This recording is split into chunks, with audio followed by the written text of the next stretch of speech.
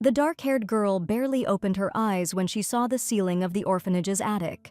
For little Ayla, it was another start to a hard day in this not very pleasant place.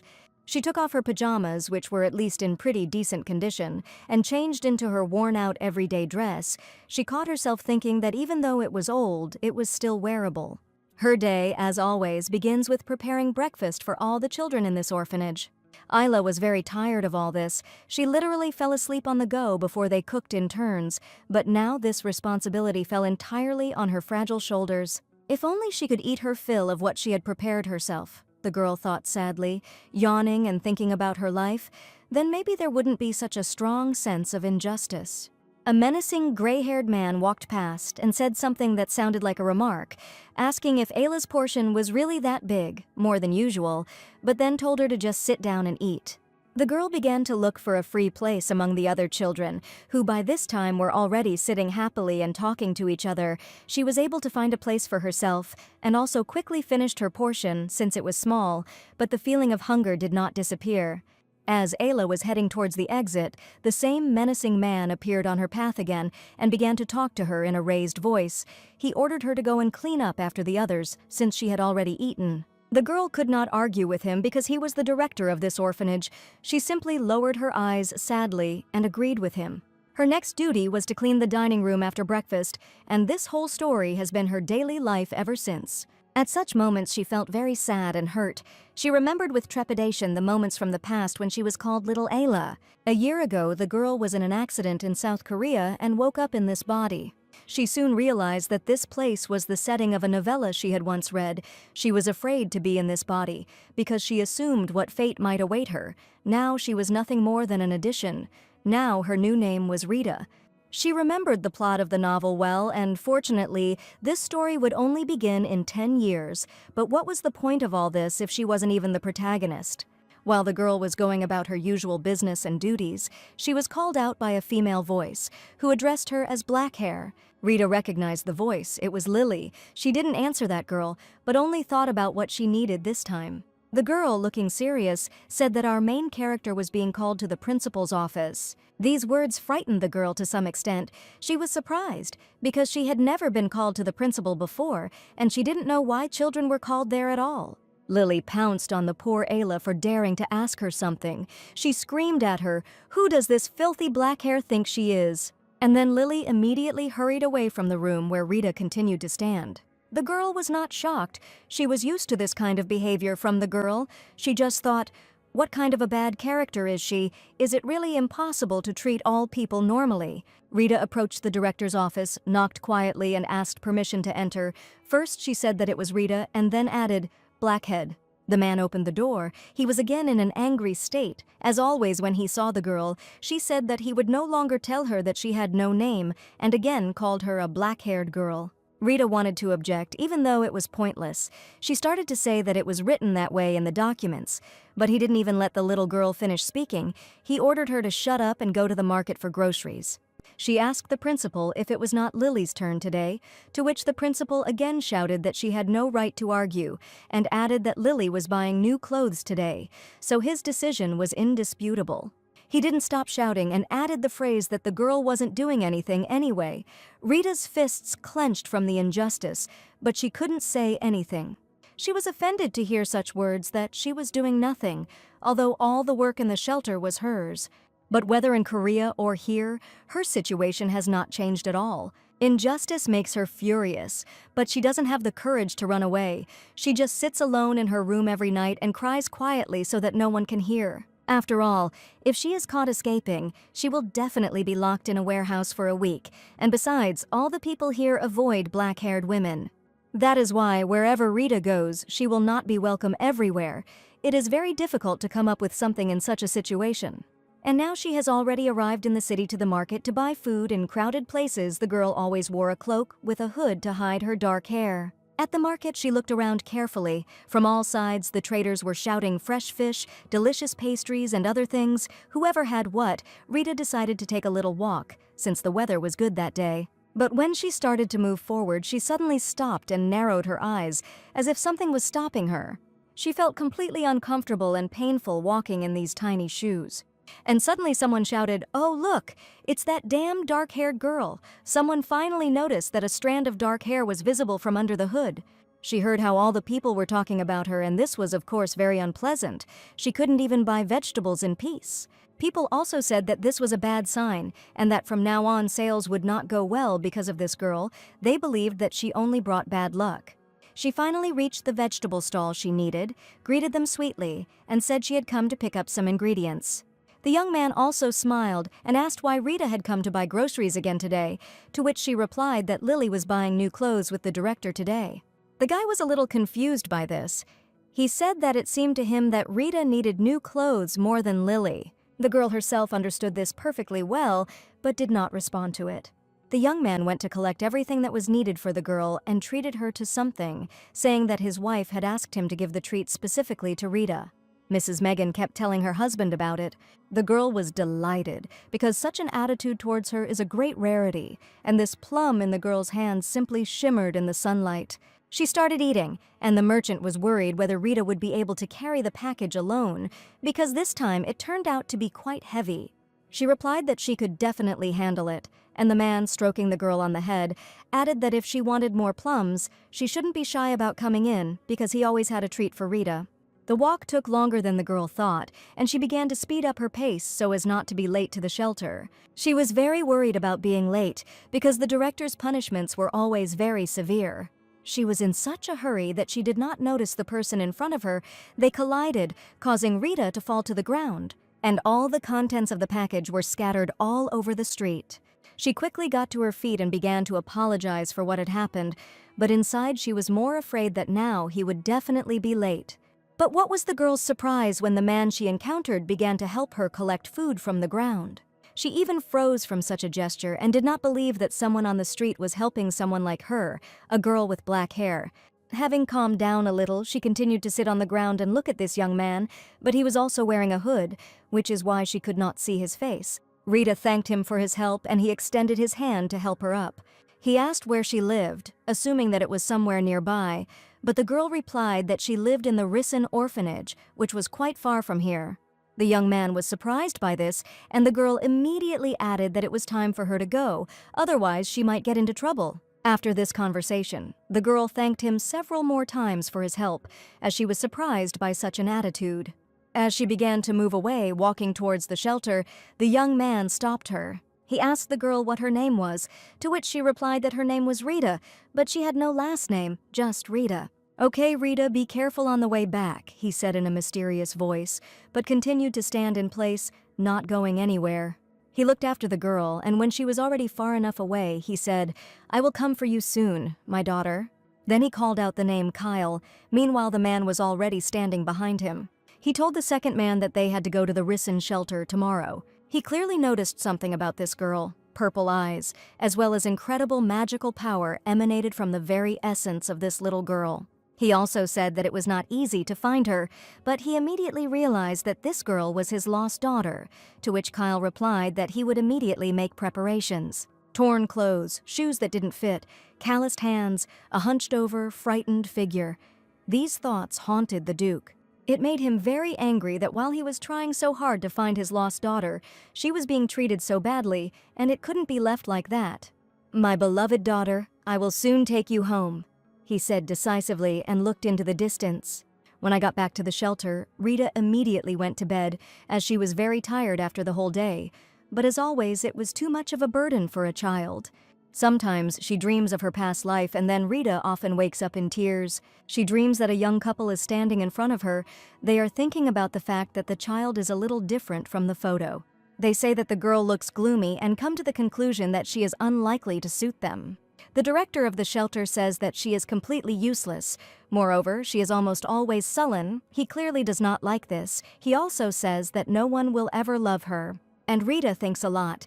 Is it really true that there is not a single person in the whole world who can accept and love a child like her? All this upsets and disappoints the girl very much. If the God who sent her here really exists, then she was asking very much, "Please, let me not be alone anymore." This was her only and most cherished wish. The next morning, she woke up already very tired. Perhaps it was because of the dream she had seen the night before. The girl walked into the common room and heard the other children happily discussing something.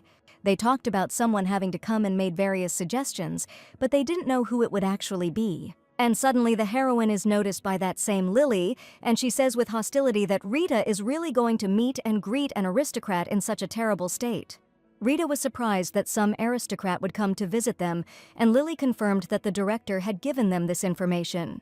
Lily also added that she will not hide the truth, and Rita should not place any hopes on this. She said that the heroine would stay here forever, because no one would want to take such a damned black-haired girl as a daughter.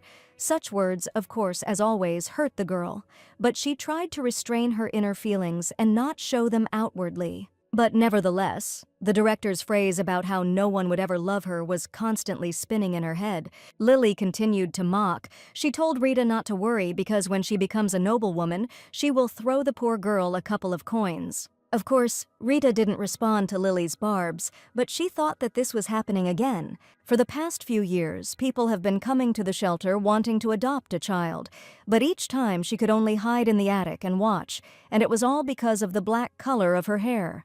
Everyone kept saying that a dark-haired woman in the shelter was bad luck, and once again she watched what was happening from the attic window and caught herself thinking that the black carriage from the novel was approaching the shelter. If he arrived on it, then it could be a character from the original story.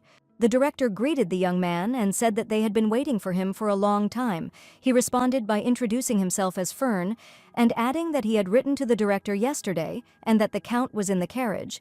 He could not say that in fact it was the Grand Duke. The director was very surprised when he heard the mention of the Count, but what would have been his surprise in reality if he had known the truth about this man?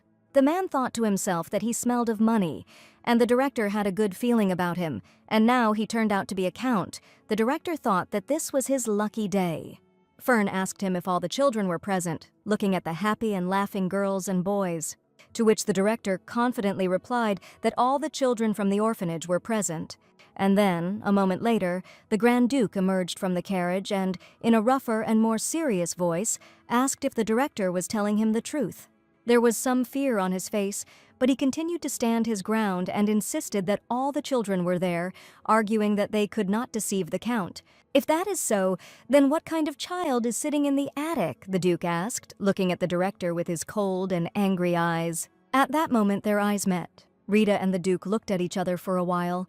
The girl was simply confused and did not have time to hide as she was supposed to. The director began to justify himself. He said that this girl had black hair and she was cursed. That's why he locked her in the attic. The Count asked this girl to come down to them, which greatly surprised the director. He began to worry because he did not know what could be assumed about his intentions. Because the director stood there for a while and thought, the Duke became angry and, approaching him, repeated his order again, adding a question about whether the director could even hear him. And then, a couple of minutes later, the girl came down and knocked on the office door. She said that it was Rita, although the man did not allow her to introduce herself by name. But this time they opened the door. As soon as the girl said her name, she also did not understand what was happening and was very worried. She realized that the person sitting in front of her was the same person she had seen from the attic window. Rita was very worried. She was sure that she would be scolded again. Fern immediately leaned closer and introduced himself, addressing Rita as a little lady. Confused, she again said that her name was Rita, to which the man replied that he was very pleased to meet her, and then asked how she usually spent her time there. She began to tell him that she usually helps with cleaning and cooking, and when she has free time, she goes up to the attic. Fern was noticeably surprised that the little girl cooks herself. But then the director intervened in the conversation, saying that it was very funny that a child who was not even 10 years old was preparing food himself. The Duke approached the heroine and asked the girl to go with him. He promised that she would no longer have to cook and live under someone's close supervision. He extended his hand to the girl, but the little girl could not believe that she would be allowed to do this. Of course, the Duke answered, and continued to look at Rita with hope and kindness in his eyes, to which the girl began to sadly say that she did not believe it, since she was not beautiful and had damned black hair, but the man replied that it did not matter at all. He added that for him, she was the most beautiful. The girl was surprised that a man would say such kind words to someone he was seeing for the first time. No one had ever said anything like that to her, even in her past life. It was enough to make her cry. He asked again if Rita would go with him, and the girl extended her hand to him in agreement. The director began to intervene in the conversation again. He stopped the count and asked again if he really wanted to take this girl. The Duke stood up and hugged Rita tightly, holding her close. He asked the director if there was any problem with this, to which he began to fawn and say that there were many other cute children in the orphanage, and it would be possible to look at someone else, adding again that this girl had damned black hair. The director did not understand why he chose Rita out of all the children. He was worried that if he took the girl who would cook and clean here, Fern interrupted his thoughts and asked why all the other children were wearing new clothes and only Rita was wearing old rags. The man was a little confused, but said that it was because of their financial problems and that they supposedly had no choice. Fern began to study some documents and read aloud what was written there: theft of parishioners' collections, the use of donations for personal expenses. Fern added that he understood why he was having financial difficulties at the shelter. The Duke asked Fern what the usual punishment was for such a thing, to which he replied that at the very least the director should be removed from office, all his assets confiscated and banished. The director shouted that the Count could not do this to him, especially because of that damn brat, meaning Rita. But the blade of the sword was already at the director's neck, and Fern advised him to watch his tongue, adding that he was still breathing only because there was a little lady in the room with them. The Duke ordered the director to be taken away. The little girl stood there in confusion. And now they were heading to the carriage. The Duke was carrying the baby in his arms, and in the distance the director's cries could be heard asking him to let go. The man asked Rita if she had anything she would like to take with her from the shelter, to which she replied that she didn't have any things here and she just wanted to leave. The Duke agreed and said that as soon as they arrived home, the girl would have everything she wanted. Rita was surprised to hear the word home and asked again. Such abrupt changes also scared her a little. Yes, home, the Duke answered her, and when he looked at the girl, his eyes shone with happiness. And finally that moment of calm came. The heart began to beat less quickly. They headed home in complete peace. They got into the carriage and began to drive towards the ducal estate. For a long time it was quiet inside. Everyone rode in silence. Rita was at a loss. She even began to think that this was all bad and should not have happened. She felt out of place. Sitting on the Duke's lap, she thought that she was ashamed. Such an inconspicuous girl to be next to such a man. She was too strongly instilled with the idea that she was nobody, and also cursed because of the color of her hair. And unfortunately, all she did now was cry non-stop, for which she was also very ashamed. Then thoughts began to come into her head that after some time, the Duke would decide to bring her back, how the children from the orphanage would treat her after that, probably even worse. But then the man took the hood of his cloak off his head, and Rita saw in front of her a man of pleasant appearance with beautiful eyes. But what was more surprising was that he also had black hair. She was so surprised that she couldn't help but ask if his black hair was real, to which the Duke replied in the affirmative. He began to tell Rita that he had a charming daughter, a child whom he had vowed to cherish and protect forever. But 7 years ago, he lost his daughter and wife in an accident. The wife died immediately, and the daughter was declared missing. Since then, the Duke has been looking for the black-haired girl, his daughter, everywhere. Only now Rita understood why he made such a decision about her adoption, but she said that she is not his daughter, unfortunately. The man knelt down in front of the little girl and asked her why she thought so, because he was sure of the opposite. The thing was that the director told the girl that she was the daughter of a servant, to which the man immediately said that this was out of the question and could not happen. After all, the girl has purple eyes, bright as violets, and black hair the same as the Duke, and he also feels the magic that surrounds Rita. He further added that the girl's name is not Rita, but Irita Krovachatz. And also his daughter, the daughter of Aslan Krovachatz, the only duchess in the Krovachatz family. He also added that earlier in the shelter he introduced himself as a count to hide his true status. Aslan Krovachatz, the founding hero of the Halcyon Empire, the man who earned the title of Grand Duke for his exploits, and the villain from the novel that little Isla read in her past life. And now this man is her father. The girl could not believe it. She thought that leaving the orphanage was already a blessing, but now she also has a real family. Irita could not even imagine how she could believe this, and also that among all people, her father was a villain. It seems that in such a situation she should not feel joy, but why were there tears of happiness in her eyes? She asked the Duke if she really had a family now.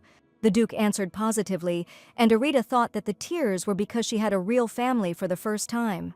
They hugged, and the Duke asked his beloved daughter for forgiveness for the fact that her search took so long. And now, for some reason, the girl just wanted to cuddle up to him, to her father, but now they had already arrived at the palace. At the entrance, they were met by a butler who bowed respectfully, and Aslan immediately asked him about a room for Arita. The girl's room was ready, and the butler also assigned a reliable assistant for her. Since they were not planning to stay there for long, the butler did not particularly bother with the paperwork, to which the Duke replied that everything was fine and they would return to the estate very soon. The butler wished the Duke and the girl a pleasant rest, and left Aslan stood by the baby's bed for a long time and watched over her peace. He sat by her bed for a long time and tenderly held his daughter's hand. The rags that Arita was dressed in haunted him, as well as the way she spoke calmly about the work that was dumped on her shoulders. The man thought about all this and thought that, in fact, even tearing them all to pieces would not be enough punishment. Sometime later, a young man approached the Duke and said that Fern had been taken to the basement. The man was surprised that it happened so quickly, but the aide added that both personal issues and those concerning documents had been resolved. The Duke thanked the boy and they went to the basement together. Upon entering, the Duke immediately called out to Fern, who slowly looked around and noted that they had arrived quite quickly. After his bow of greeting, the Duke asked if they had already begun what was needed. Fern replied that he hadn't yet, and behind him sat a man with a rope bag wrapped around his head. Fern added that it looked very funny, because he hadn't been touched yet, but he was already shaking. While he was treating the little girl so rudely, the Duke asked him why he was shaking so much, since they hadn't done anything to him yet. A voice came from the bag, asking who these people were and what they wanted to do with him. Fern immediately answered him to watch his words, because someone like him is not worthy of even seeing the Duke's face. Aslan agreed and added that it was true, because the director was absolutely nothing special. So much so that it was hard for him to refrain from cutting off the director's head right then and there. He already had a sword in his hands, and the director screamed in fear. But Aslan only cut the ropes that were wrapped around his neck, and the bag fell to the ground. The Duke began the conversation with a question 7 years ago. The director brought a 2-year-old baby to the orphanage. Her name was Rita. Does the director remember who gave her away? But he could not answer anything. He only noticed the red eyes of the men and realized that he was that same count. Then the director noticed the color of the Duke's hair and assumed that he was probably the father of the black-haired girl. He began to beg for mercy, but the Duke did not need his empty apologies. An apology made under threat of death has absolutely no meaning. Aslan immediately put the blade of his sword to the orphanage director's neck and asked what the point of his empty apologies was, to which he began to say with a trembling voice that he really wanted to apologize to Rita. The Duke grabbed the man by the face and asked again. He ordered him not to utter his daughter's name with his filthy mouth. Fern began to feel the magical power and began to worry that Aslan might cross the border. He called out to him in an attempt to stop him. The Duke's hand was already reaching out to the director, and he asked if he was still not ready to talk. The man fell to his knees and said that he was ready and would tell everything. It was winter 7 years ago when this girl was brought to the shelter. But then he somehow hesitated, as if he didn't want to speak. The Duke looked at him coldly and waited for him to continue. Meanwhile, Rita was sleeping in her room, but this time too her sleep was restless. She dreamed that she was alone again. There was absolutely nothing around, only emptiness and darkness. How pitiful it was to look at this, the little girl thought. She began to hear voices that kept telling her, how could she be as useless as you? You were gloomy, insignificant. That's why you were abandoned. She started crying and screaming, covering her ears with her hands, closing her eyes. The girl asked not to talk like that. But in the distance she began to hear the voice of the Duke, who called her by name. Irida, my daughter. The girl heard from all sides, and the space gradually began to acquire colors. This voice seemed to lead her out of that darkness and gloom. Suddenly she opened her eyes and saw her father in front of her. She addressed him as Sir, but from the man's reaction it was clear that he didn't quite like it. The Duke frowned, and the girl immediately realized that she had said something wrong. So she immediately corrected herself and, smiling, looking into his eyes, said, "Dad?" Her eyes were shining, and her cheeks were red from embarrassment. "Yes, it's me." The father also answered her with a smile. He was glad that the girl was now next to him, and that she had finally woken up and rested. By the time Erita left the room, the table was already set. The Duke did not know what she would like, so he asked to prepare many different dishes. He said that she did not have to eat everything. She could just take whatever she wanted. "That's too much," the little girl replied. Her eyes filled with surprise, since she had previously been forbidden to take large portions in the cafeteria. Erita didn't usually eat that much, but the Duke said that today was her first day here, so he wanted to make it a memorable day for his daughter. He also added that the servants would eat too, so she shouldn't worry. Erita looked at him with her huge eyes and thought that in the novel he was a villain, but now he didn't look like one at all. Now he looks like a father trying his best to please his daughter. The girl gently pulled him by the sleeve of his shirt to get his attention, as he was a little distracted by checking if all the dishes were in place. She turned to him, Dad, and asked him to eat with her. The man smiled. He did not expect such a request and answered positively. And so they sat down at a huge table next to each other and began to eat. When the dinner was over, the Duke handed the girl dessert, while he sweetly called his daughter my lady. She just stared at the plate of dessert in front of her for a while, since they weren't even allowed to try anything like that at the shelter. The Duke hoped that Erita would like this treat because all children love sweets. He said he just loves seeing the smile on his daughter's face and that everything here is hers, so she can always take what she wants. In her past life, she rarely got to eat cake, and now she decided to try a small piece. And in this life, this is not the first time, and she realized that she likes sweets so much. When the heroine ate something tasty, she felt that her life could be as sweet as this treat. After the very first piece, the heroine exclaimed happily that this cake was very tasty. And the Duke looked at her with a smile and then gently wiped her cheek with his hand, since the little girl was so carried away by eating dessert that she did not notice how she got dirty with cream. The Duke noted that the girl reminded him very much of Serbia. She also loved sweets very much. The girl's eyes widened, wondering who her father meant. Serbia Crovahearts is the second daughter of Marquis Vicente, Aslan's wife and Erita's mother, the only woman who fell in love with the rude and cruel Duke. He began to tell the girl that Serbia was her mother. She loved sweets so much that she even sometimes woke up at night to eat them. Erita listened attentively to all the words. She found herself thinking that she felt strange, perhaps because this was the first time she had ever said the word mom. The little girl was very interested and began to ask her father about what her mother was like, to which he replied that she was very kind and caring. He added that, unlike him, Serbia knew how to share its concern with others. She was also incredibly beautiful and charming. She never hesitated to give her love. Everyone adored her. And even now, the Duke remembers as if it were real, her gentle and radiant smile, which always made him feel so good and calm. Only after seeing the expression on her father's face did the girl understand what kind of person Serbia was. The emotions that her father demonstrated were simply impossible to fake. He was speaking just as sincerely now. The way he squinted his eyes kindly, the way he talked about her smile, she must have been beautiful, Erita began to think. Just as her father had said, Serbia apparently truly loved her daughter. Evening came and Aslan took his daughter to his room. He wished her sweet dreams and told her to call him immediately if she needed anything. The girl smiled happily. She was pleased that they were taking such good care of her. She also wished her father good night and went to bed. But she couldn't fall asleep right away. She wanted to enjoy every minute spent here. So many different changes had happened in the last day. She even learned for the first time what a hot bath was. For the first time, she felt what it was like to sleep on a soft bed and not on the cold attic floor. She also thought about her father, Aslan the blood drinker. Unlike the novella in which he smells of blood, in reality he only has a pleasant smell.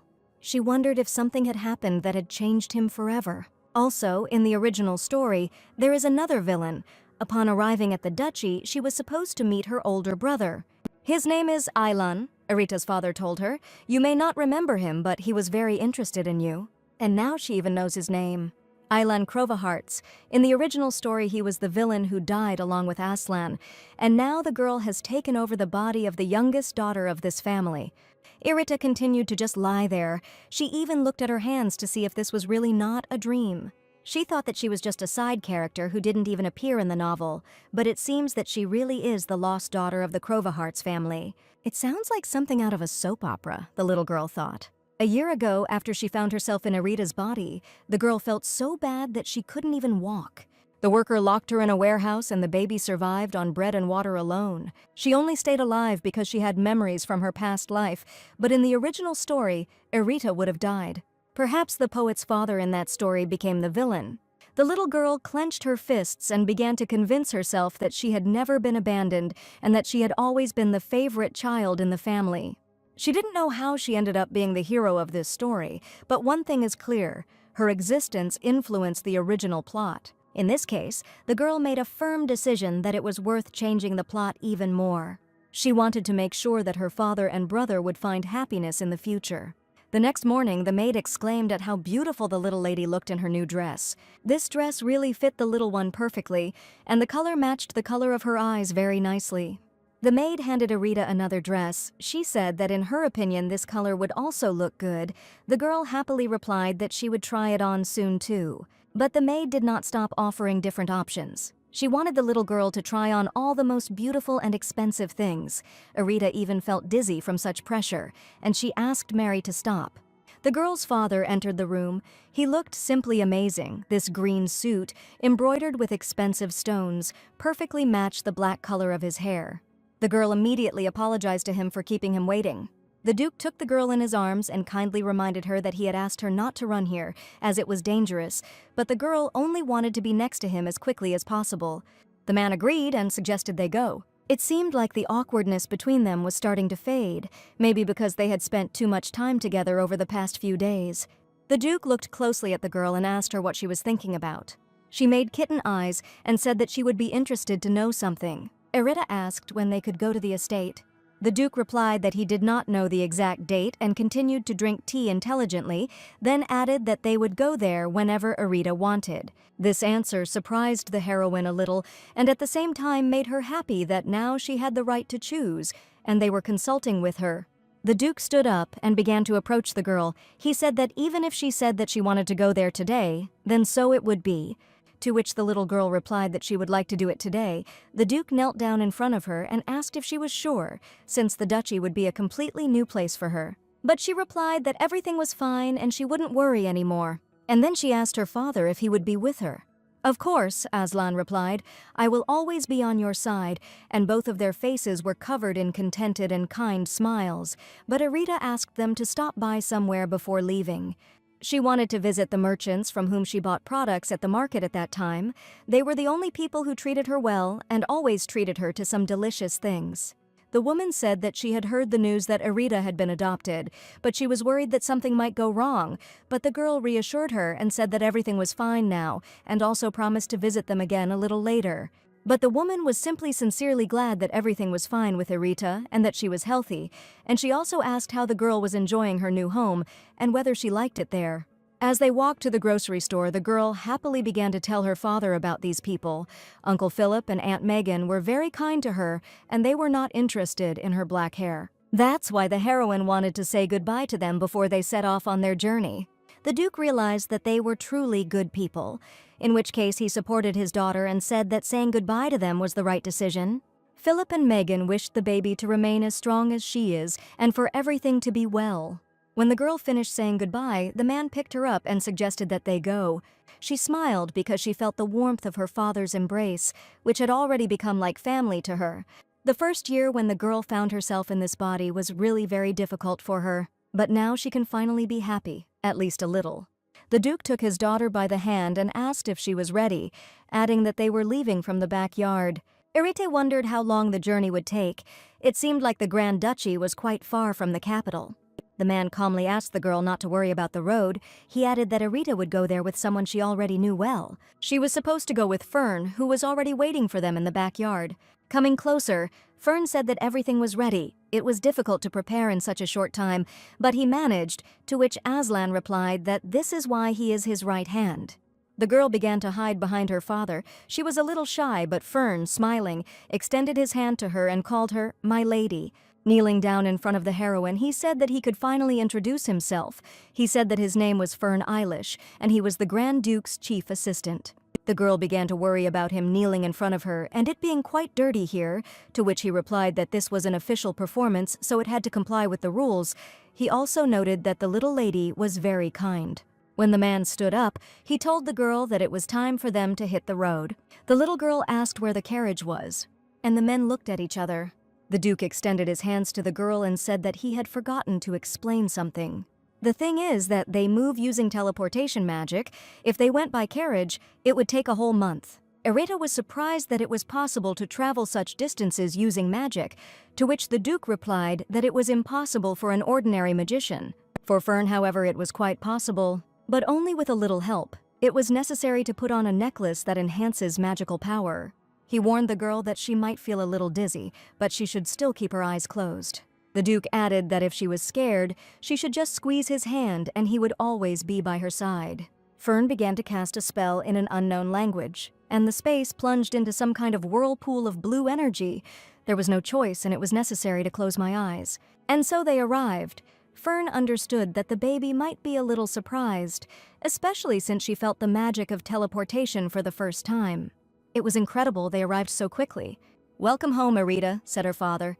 When they entered the estate, the maids were already standing at the threshold, bowing their heads respectfully to greet the Duke and his daughter. The little girl was very worried, because there were so many people around and everyone treated her completely differently than they did in the orphanage or in her past life. She could not believe that all this was happening to her in the real world. She told her father that she felt very excited because so many people were greeting her. Aslan asked the maids to return to their places, as the child was feeling uncomfortable, and the women immediately began to carry out the Duke's instructions. Suddenly, the girl heard a familiar male voice, which addressed her with trepidation. "My lady, we meet again." "Welcome home," said the butler, and bowed. The girl thought about this man for a while. And then she screamed. The butler, she saw him in another mansion just recently, but surprisingly, he arrived here first. He replied that a servant should never arrive later than the master. Mary was also already there and had managed to clean up Erita's room. Aslan asked the butler if everything was ready, to which he replied positively and offered to immediately lead them to the room. The father asked the girl if she wanted to see the room, but in general, they could go wherever she wanted. The little girl's eyes lit up. She couldn't wait to see her new room. They arrived at the place, and the Duke opened the door and said, "Come in, this is your old room." The girl stood in place for a while and looked at everything carefully. She was surprised and delighted at the same time. This room resembled the chambers of a princess from the books she once read. Erita decided to look around in more detail and began to examine the toys that were in the room. The girl was surprised that there was not a single speck of dust anywhere. She also felt that all the people around her were waiting for her arrival and preparing, and all their emotions were very sincere and not feigned. The Duke watched everything from the side, but suddenly he noticed that the smile had disappeared from his daughter's face. This alarmed him greatly, because he tried to do everything at the highest level. He asked the girl what happened. The Duke assumed that she didn't like the room, and then he offered to choose a friend if she wanted. Erita smiled and replied that it was not that at all. She was just very happy to be back home, and she really liked this room. She thanked her father for that. Aslan was glad to hear such words, but still reminded her that if she wanted to change the room, she should just say so. A moment later, their conversation was interrupted by an unfamiliar voice that said the word "Dad." Opposite the Duke and Erita stood a young man who introduced himself as Elan. He was the heir to the ducal family and the older brother of Erita. This boy was incredibly similar to his father, the same hair, the same bright red eyes. He came closer to the girl to get acquainted, and for a moment they froze in front of each other. Erita heard that he was 5 years older than her. The heroine continued to look at her brother with wide open eyes. Meanwhile, the guy was also standing opposite, staring at Erita. Suddenly, the little girl grabbed her heart. She felt something strange inside, but she didn't understand what exactly. It was a bit like the magic she felt on the way here during teleportation. The girl couldn't breathe. Some kind of aura was emanating from Elan, but she couldn't understand why he was using magic now. But suddenly, a heavy hand fell on Erita's shoulder. It was his father's hand. He turned to Elan and asked him to control his emotions, as his powers were overflowing and affecting Erita. Now the girl could breathe again. She began to understand how to control her powers, and Elan meanwhile apologized to his sister. He then apologized again and asked if he could come closer to her for just a second. The girl had not yet had time to answer, but he had already taken a step towards her and was standing very close to her. He looked at her for a long time and simply remained silent. Then he touched Erita's long, beautiful hair and said his name. He seemed surprised that after so many years he was seeing his own sister in person. He gently hugged the heroine and thanked her for coming back, and also promised to never leave her alone again. Tears began to fall from Aylan's eyes. It was clear that his brother was happy to see the family reunited after such a long time, but this was too much. After that, the little girl decided to go and distract herself with the toys and dolls that were in her room. But Aslan and Aylan continued to stand and be touched by the fact that the little girl was playing. She wondered how long they were going to stand like this and watch her. But after some time, she was approached. The father said that they were leaving so that Arita could rest. He offered her to change into more comfortable clothes and said that she could do whatever she wanted, which the girl was very happy about. After which Aslan began a conversation with his son. He said that he spent many years searching for Arita, but as it turned out, her disappearance was not accidental, so now they need to keep the fact that they found her a secret. Aylan decided to clarify whether his father meant that there were people who needed Arita and received a positive answer. He then asked if his father had any idea who could have done this, to which he also replied in the affirmative. They had not yet found any definitive evidence, but the only ones who could be responsible for this were the imperial family or the Empress's faction. Since Queen Asila was a longtime friend of their mother, the Empress's faction is under suspicion. Yes, the main suspects behind the disappearance are the Empress, her family, and the Duchy of Lenosin. And suddenly something comes into the Duke's head, a tattoo. The man who gave the child away had a tattoo on the back of his hand.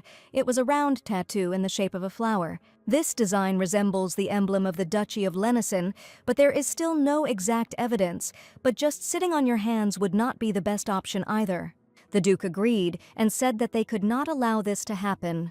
In that case, it is worth thinking about a plan of further action and exposing everyone involved in Arita's disappearance. A professional hunter always leaves a trap before starting the hunt. This is what the Duke suggested. He wanted to leave a trap for them. And when they catch the criminal, even if it is the Empress, she will definitely not be able to get out. The villain in the original novel is the rude and cruel Duke of Crowahearts, but Arita's brother and father only smiled tenderly at her. "I will never leave you alone again," her brother told her. "Thank you for coming home," her father told her. Perhaps bringing back the family they lost would bring them great joy. But every time Arita sees their genuine smiles, she feels uneasy, as if she is deceiving them. The girl lay in her room and thought about all this, hugging her new toy. The Arita that the Duke and Aylan fell in love with is not her. The girl often thought that maybe her father had simply made a mistake and that she was not their real daughter, and she also considered herself to be the wrong one because she remembered her past life. She wondered if Aylan and Aslan would find out about this. Would they be happy that at least Arita's appearance had returned? Or they will be upset that it is actually someone else in the guise of their daughter and sister? She really hoped they would think it was just fate. Arita knew it was selfish, but she didn't want to be alone anymore. The next day, Arita began to think that Mary was a little scary to her. How much desire does it take to try on 5 different costumes for the heroine every day, and each time braid her hair so that it matches the outfit? She even managed to escape with difficulty, saying that her father was waiting for her. As an excuse, Arita carefully knocked on the Duke's room. Her older brother opened the door, and as always, he smiled broadly. He was glad to see his daughter every time. He offered to come in and added that he was already getting bored. The girl thought that he was somehow saying such things too simply. They approached their father together, but something surprised Arita and she stopped. Aslan sat in front of her and held some piece of paper in his hands. Arita exhaled and thought, "It's good that he's here and not just her brother." The father sat the girl on his lap and asked if she had finished examining the room. She replied with a smile that she liked everything very much.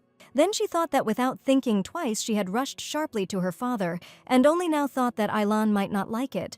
Perhaps he would be jealous. Aylan seemed to understand, and gestured to his sister not to worry, and his father noted that he hadn't seen his son smile like that in a long time.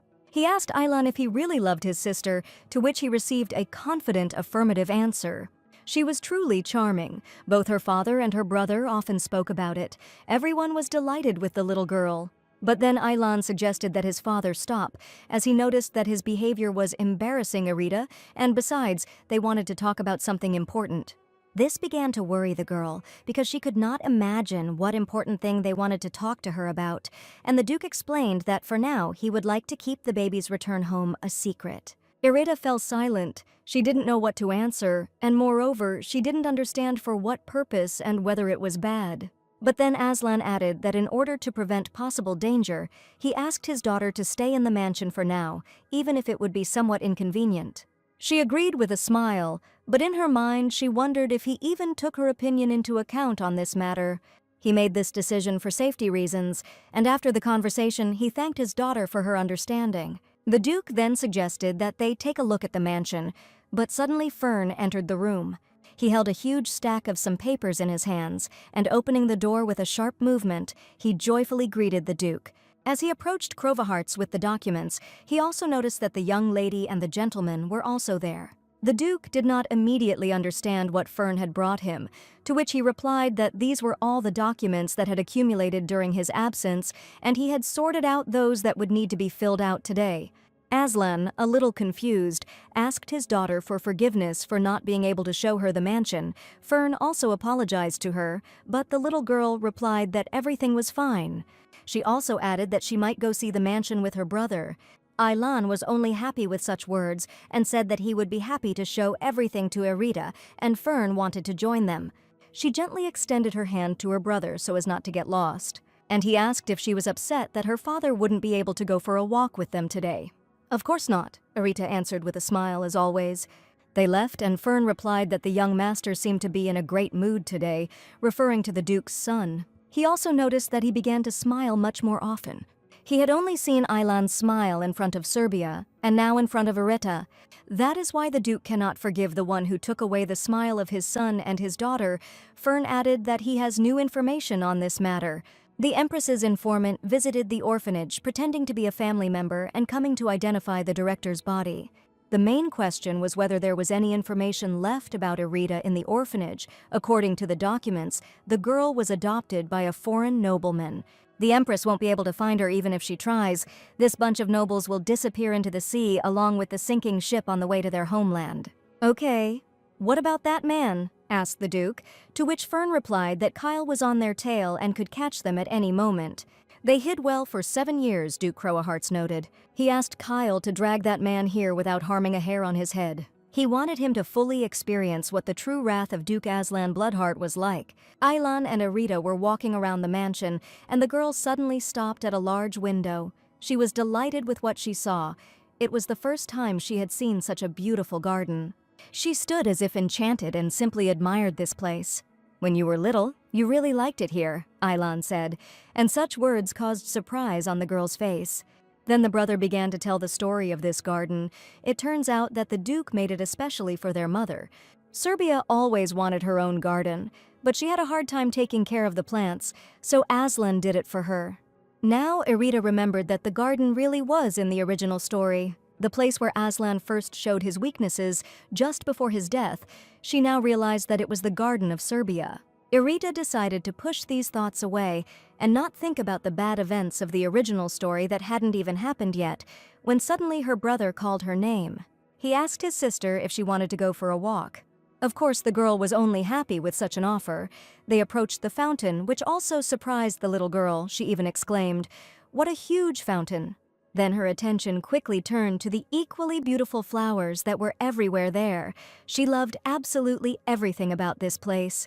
But because they walked too much, the heroine's legs began to hurt, and she told Aylan about it. But then she hesitated and said that she was joking. Her brother asked her to answer honestly, but the girl's face looked embarrassed, and for some reason she apologized. She didn't want to tell him about it because she didn't want Aylan to continue treating her like cotton candy. The guy laughed and asked if she didn't like that they treated her this way. Erita denied it and added that she just didn't like that her brother treated her like she was helpless. He added, like helpless cotton candy, and began to laugh even harder. He asked for forgiveness, but he found it very funny. However, he asked the girl not to force herself to go and suggested that they rest under a tree. But something caught Aylan's attention, and he asked Erita to wait. They sat down under a tree, and the girl wondered how long it would take her to get used to this kind of treatment. She began to think that maybe even her whole life would not be enough to get used to this. But her brother asked her to look up. Something surprised him. "The light passing through the leaves resembles stars," he said. And then he added, "as bright and beautiful as my little sister and warm, gentle as sunlight." If Aylan found out who Erita really was, would he continue to be so kind to her? The heroine wondered. If that warmth disappeared, would she be able to find out? She hung her head sadly and drew her knees up, then asked if he really thought of her as a little sister. "Of course," Aylan answered. But she immediately asked the next question, what if you were wrong? What if she is just another girl with black hair and purple eyes? The heroine was very worried about these questions, and now she was finally able to say them out loud. She even began to hope that he would now say that he knew that she was not Erita. Life in the shelter, loneliness, all this could be endured. The girl began to speak further. She continued to hope that he would now say that he had realized this a long time ago, that he did not need her. Suddenly, her brother just hugged her tightly so that she wouldn't worry. He wanted to calm his sister down and let her know that he and her father really love her and are afraid of losing her. He added that if she was afraid, she should just trust him and her father. We are not mistaken, Aelan added, continuing to hug his sister. The one we love and the one we have recognized as Erita is the real Erita, Aelan added. He promised that they would never be separated again. Even though her brother said that she was the real Erita and that he and her father were not mistaken, the girl's soul was still heavy. Because, to be honest, she was still a stranger to this body. She felt that way and didn't even know why she was here. And standing on the balcony of the mansion, she thought that perhaps it was worth going to the palace to find out more about this. But even if that is the case, the love between Aelan and his father will not change. The girl thought for a long time and convinced herself to be strong. The people who love her, the people she loves, are changing their terrible future. She came to the decision that this was all she needed to focus on for now. A few days later, the Duke and his son are standing in the corridor. Aslan asks him if this is true, and he replies that it is. Aelan says it still breaks his heart to remember how Erita cried. The Duke couldn't believe it happened. Erita should have accepted the love of her family without hesitation, but she feels like this love does not belong to her, and even worse, she is afraid of being abandoned. Her father asked Aelan if this happens again, to calm Erita down. Their conversation was interrupted by Fern, who appeared as suddenly as always. He reported that Kyle had successfully captured that man. He should arrive tomorrow at noon. Now the Duke could officially announce the return of Erita. The one who left the girl in the shelter apparently thought he was saving her. What nonsense! The Duke was indignant. Fern asked if he should inform Master Aelan, but Aslan replied that he would do it himself, since all that was on his son's mind right now was how to spend more time with Erita. And all that matters now is her well-being. Official announcement of the return of Erita Crowahearts, daughter of Aslan Crowahearts and Grand Duchess Crowahearts. The glass flies to the floor with screams after seeing the news. The red-haired girl is furious. She screams that this pathetic girl should have died at sea, while the maid tries to calm the girl down. I was sure that she was dead, she continued to scream, and crumpled the piece of paper on which the official announcement was written. 7 years ago, without having confirmed the heroine's death with her own eyes, the girl never thought that all this would come back and haunt her. 1 more year, and everything will be ready, she said. She began to reassure herself that everything would be fine. After all, she had ordered this to be dealt with. No matter how strong Crowahearts was, they would never be able to know the truth after 7 years. The girl decided that she urgently needed to end this before Crowahearts got to the bottom of the truth.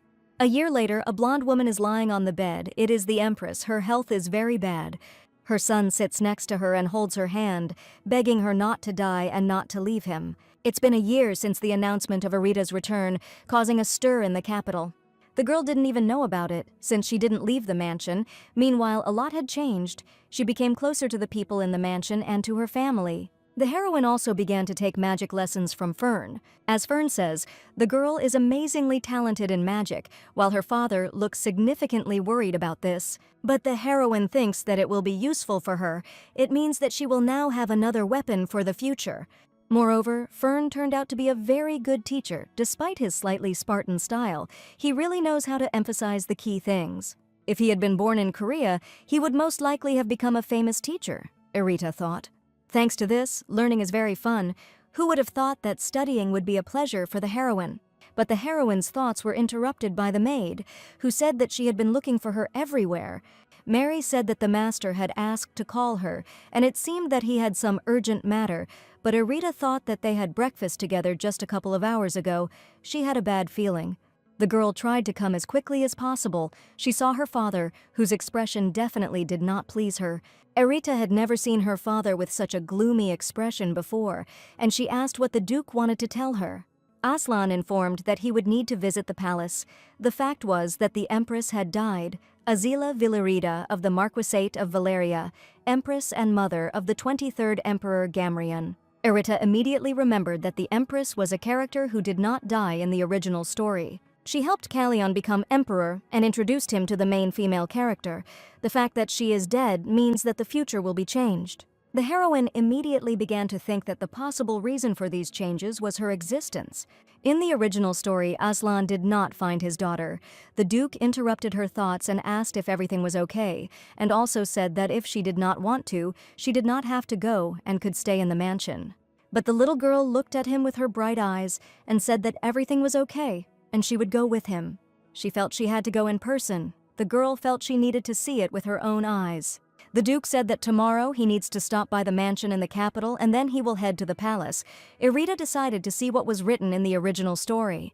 The original novella is not that difficult, she began to study. This is a healing story that centers on Baron's daughter, Ayla, who has been surrounded by the love of her kind parents since childhood and her romance with the second prince, Kalyan. From the middle of the novel, the story follows Aslan, who sided with the first prince and fought against Kalyan, eventually going berserk, and soon after, Aylan decides to end his life. This is the role of her family. Now it seems to Irita that it is such a simple and predictable novella, and it is strange that she liked it so much then. She found it by chance in a bookstore when she was going to buy a notebook, taking with her money from her part-time job. And in the end, she bought this book, as if under some kind of spell. But the story from the original novel goes completely differently. Irita felt cheated in this situation. The only suspect in the murder of the Empress is the Queen, the same red-haired girl. The Empress could only be killed by the one who is the mother of the second prince. That is the Queen. The main male character, Kalyan, is now 11 years old, and Irita will see him tomorrow. It was strange for the girl to think that she was heading to the palace where the plot of the novel unfolds, but the heroine thought it was a good opportunity. She spent a year trying to solve the mysteries in the plot, but there were some things she still couldn't understand, especially the question of how the first prince managed to win his father over to his side. In the original, it was clear that the father fought with the first prince's side and went mad, but the girl understood that the Duke would not do such things only for his own benefit. If this was a struggle for power, then it must definitely be connected with the Queen.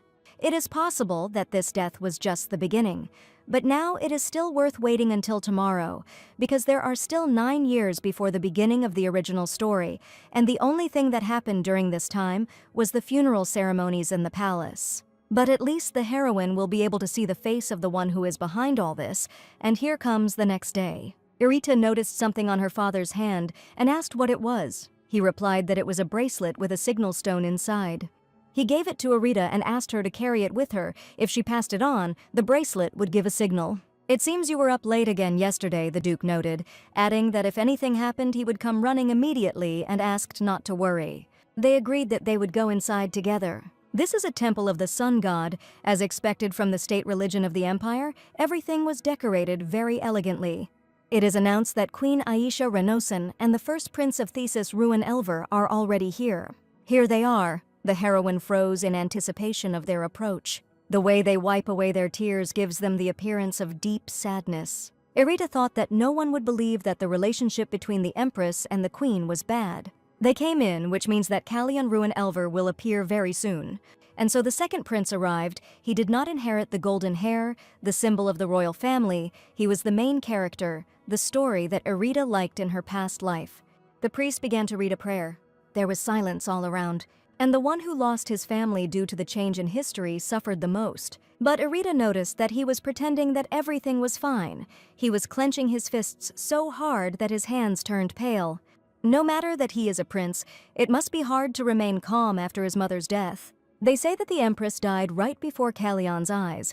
It's hard to imagine the shock he experienced. Irita thought about what if he lost the only person who understood him because of her. After all, the only thing that differs from the original novel is Irita herself. If history changed because of her, she would need to make sure no one got hurt. This point of loneliness, the heroine understood it better than anyone. The heroine thought that they would return home immediately after the funeral.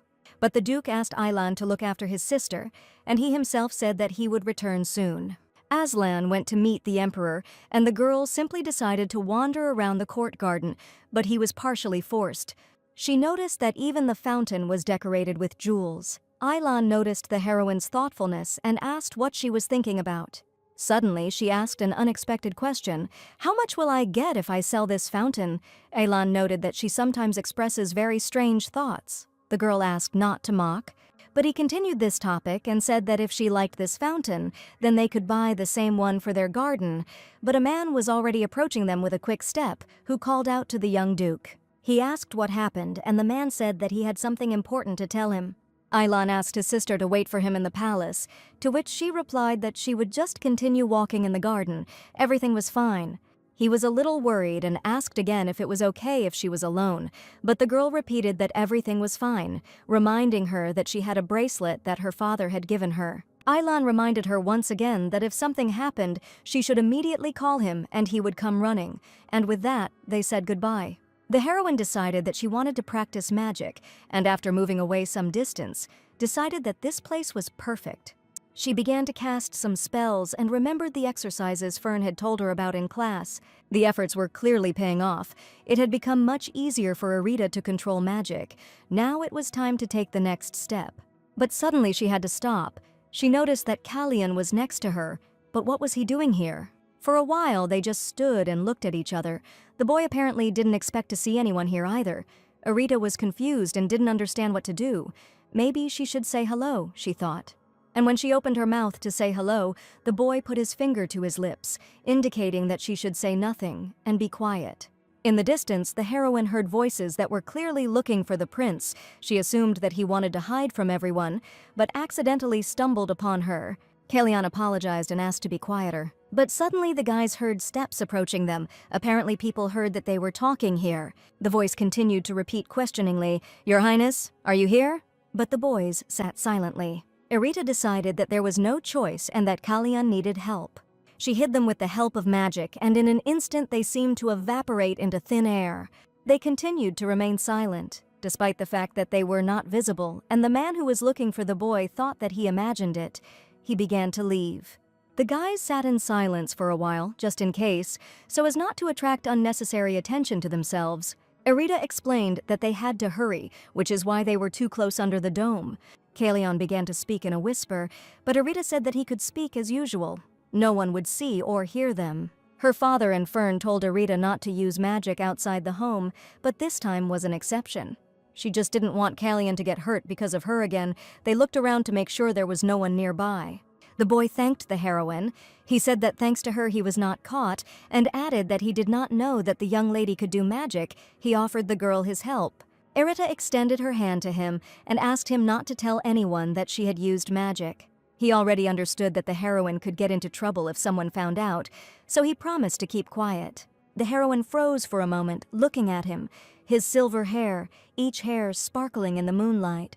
But suddenly he said that it looked like someone was looking for the girl. Indeed, in the distance, voices were heard shouting the heroine's name.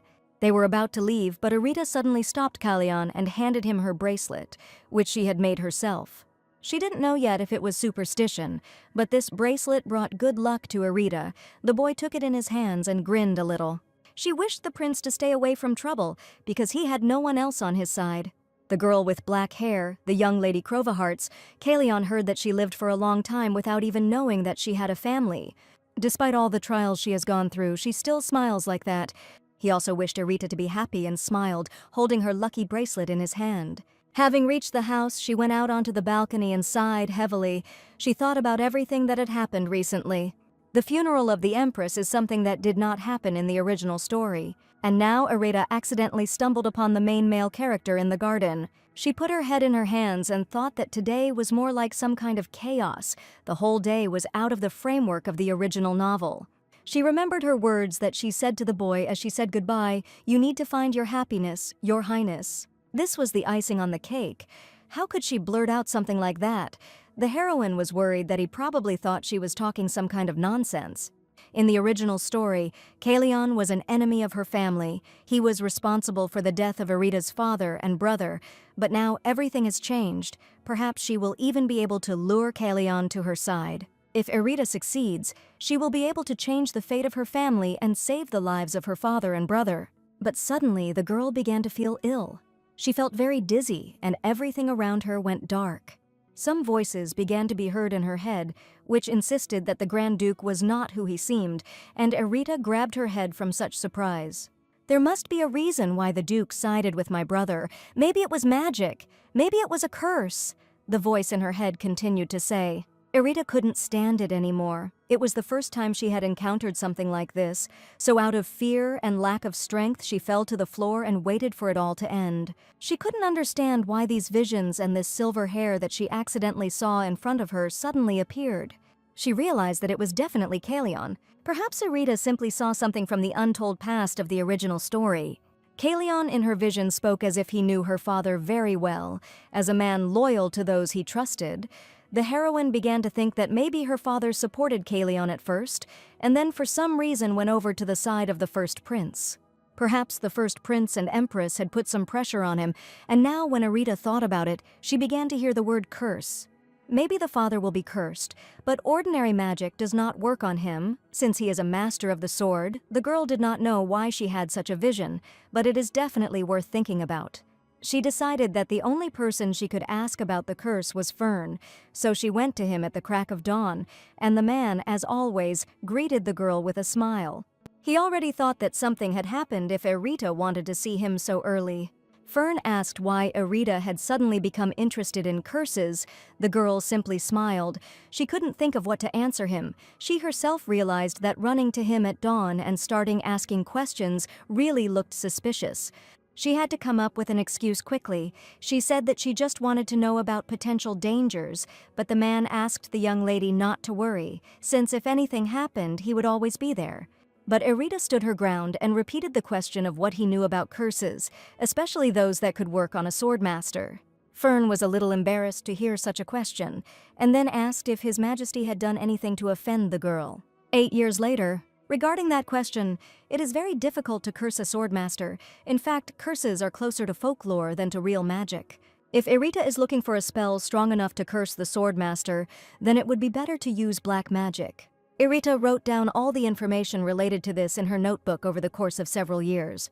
Suddenly, Mary appeared at the threshold of the room and joyfully said that she knew that the young lady would be here today. The girl also smiled sweetly at the maid and asked her what happened. Mary tried to gently scold Erita a little while brushing her hair. The maid did not understand how much one had to love reading to forget about time, because the heroine almost missed her farewell party. Erita apologized and said that she hadn't noticed how time had flown by so quickly. 2 years ago, she and her father had gone north. And today, there is a farewell party, because Erita needs to go to the capital, where the coronation will take place, because she turned 18 years old. Questioning, preparations for the coronation, these days were just a hurricane. The north felt so frozen and lifeless, but thanks to Erita, it became full of energy for many. That's why everyone looked so sad when the heroine left. Mary said that today she had to make the girl absolutely irresistible and therefore ordered her not to even think about resisting. And then the doors to the hall swung open. Everything was ready for the farewell ceremony. The Duke was also beautifully dressed and looked as radiant as ever. When he saw his daughter, he said that she had always been beautiful, but now even more so. The Duke wanted her brother to see her exactly like this. The heroine noticed that her father even dressed in uniform, to which he replied that Erita herself had asked him about this a week ago. They exchanged compliments and got ready to go inside. The guests had already gathered inside. Pleasant music was playing, and everything was just top-notch. A smile immediately appeared on Erita's face from such beauty around. The Duke watched his daughter's reaction and was also pleased. Suddenly, Fern appeared next to him, saying that he couldn't be late for such an event, and also adding that although it was strange to say this, his young lady was already quite grown up. But sometimes her father was still interested in what thoughts were going through her little head and what was keeping her from relaxing. The Duke asked Fern if he knew anything, and then added that if Erita wanted to keep it a secret, he would not pressure her, but only wanted Fern to support her in this. The magic lessons, the research she had been doing since childhood, it was all interesting. The Duke simply asked him to make sure the girl didn't get hurt in the process. Fern exhaled. He realized that Aslan was not aware of her knowledge of black magic and promised that everything would be fine. But Fern warned the heroine that whenever it came to her, the Duke noticed it. However, her smile changes everything and she can do anything. The next day, the girl was already ready for the trip to the capital, and Mary checked whether they had taken everything they needed. Leaving the north after 2 years was a strange feeling, and Arita hadn't really thought about it when she first arrived in the duchy. Today was the day the girl left the north and headed to the capital, following a plot that began too early due to Kalion's return, which happened a year ahead of schedule. Arita had already arrived. She was looking thoughtfully at the mansion she had not seen for so long. Fern lowered his head strangely and told the young lady that this was too much. His body is no longer what it used to be, and it is already very exhausting for him to use teleportation magic, but the girl with a smile told him not to come up with stupid things, because he is still very young. Fern said it was a matter of endurance, to which Aslan replied that if that was the case, then perhaps he should ask the Knight Commander to train Fern. Of course, these were all jokes, and this dialogue was interrupted by Aylan, who had also already arrived at the mansion. Arita and Aslan cried out in joy. They were both overjoyed to see him. The girl immediately threw herself into her brother's arms and said that she missed him very much. The brother immediately began asking her if everything was okay with her during this time. She answered that everything was fine, and also asked how things were going with him. She noticed that Aylan had lost weight compared to the last time they saw each other. But Aylan only patted his little sister on the cheek and said that Arita was still as sweet and beautiful as she had been before. The maids began to whisper. They had never seen Aylan smile like this before, but Arita was already used to it. Father suggested finishing the greeting and heading to the mansion. Aylan supported this idea, since it was already significantly cooler outside, and the family went inside together. The capital is certainly huge. There are many cafes near the mansion. The girl looked at everything that surrounded her with pleasure and admired it. Arita thought about something. When she was little, she only moved between the imperial palace and home. Then she did not notice that people in the capital were not particularly surprised by black hair. Aylan explained that this place was similar to the main duchy, and after all, this was where their family roots were. The further you go from the capital, the more people there are who believe in legends. There aren't many of them in the capital. Stories about black hair being a sign of demonic blood or a curse were just fairy tales here, and only now did Arita understand why Risen, where she grew up, was full of prejudices. At that moment, a woman who worked in this cafe approached the guys. She brought desserts and wished them bon appetit. Aylan wanted his sister to try this sweetness, and as soon as the cake touched her tongue, the girl's eyes immediately opened more in surprise. It was incredibly delicious. The heroine even asked her brother how he found this cafe. Aylan asked someone who lives in the capital, told them that his little sister loves sweets very much, and they recommended this place. Arita was now curious as to who from the capital Aylan might have asked, and assumed it was His Majesty the Second Prince. The guy was a little surprised by this assumption. Meanwhile, Arita was delighted with the dessert and also couldn't stop thinking about the prince.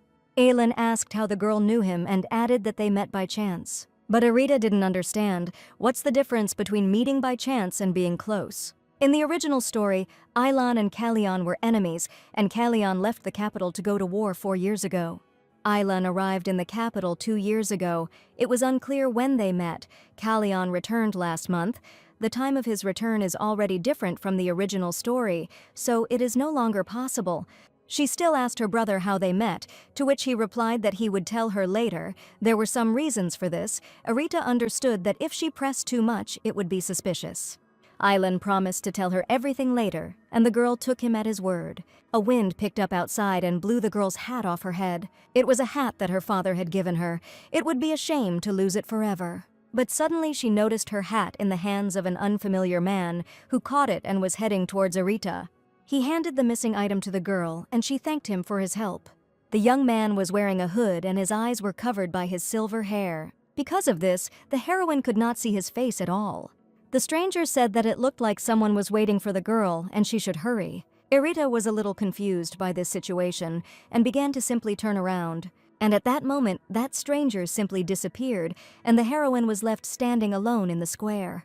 She asked Aylan, who approached, who it was, to which he simply suggested that she go back. She tried to distract herself from the situation and not get too much into her head, so she smiled and replied that she was already on her way.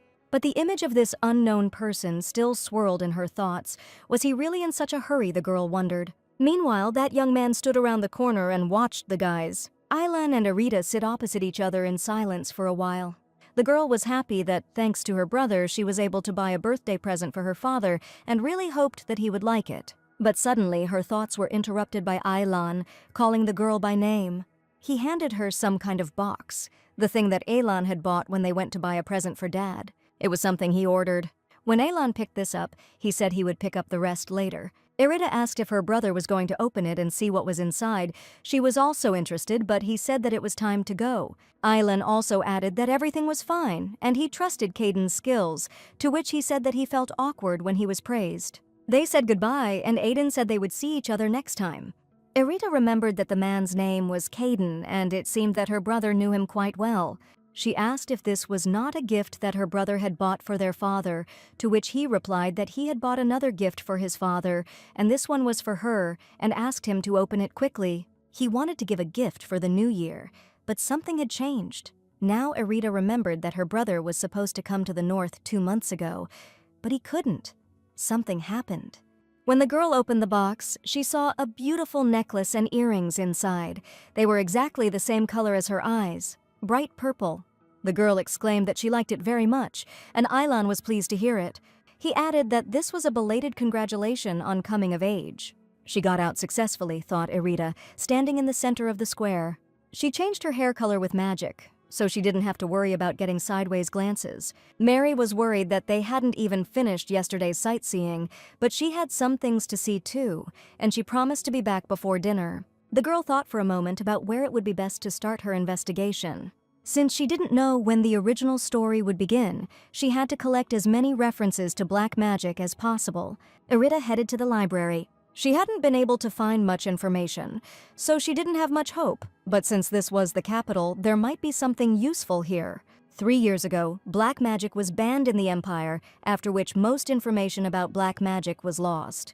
She looked through many books, but there was nothing suitable anywhere. And while walking down the next row of shelves of books, she tripped over a stack of books and almost fell. Irita turned around.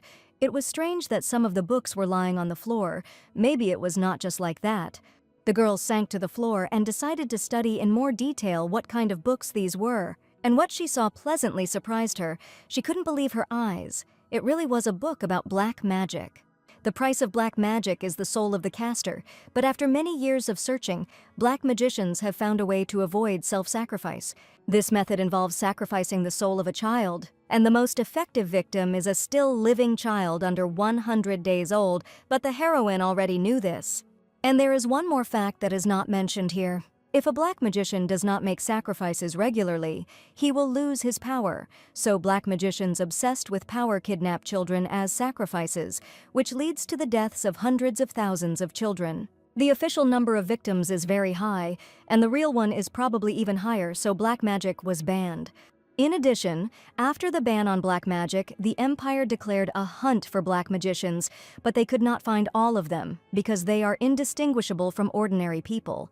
If the Empress used black magic, then she probably sacrificed children. Irita carefully read everything that was written. She wanted to learn at least some new information. And suddenly she found something. It was written there. The record I want to leave in this book is a way to identify those who sacrifice children and not themselves. It was a jackpot. The girl was happy with this find and took this book with her. She decided that she needed to go home quickly and finish reading this book. But some people stood in the heroine's way and they turned to her. "Hey, lady, where are you going?" they asked. These guys looked like local hooligans. At first, the girl politely replied that she was in a hurry and asked to be allowed to pass, but they responded quite sharply, saying that they were also in a hurry and asked what to do now.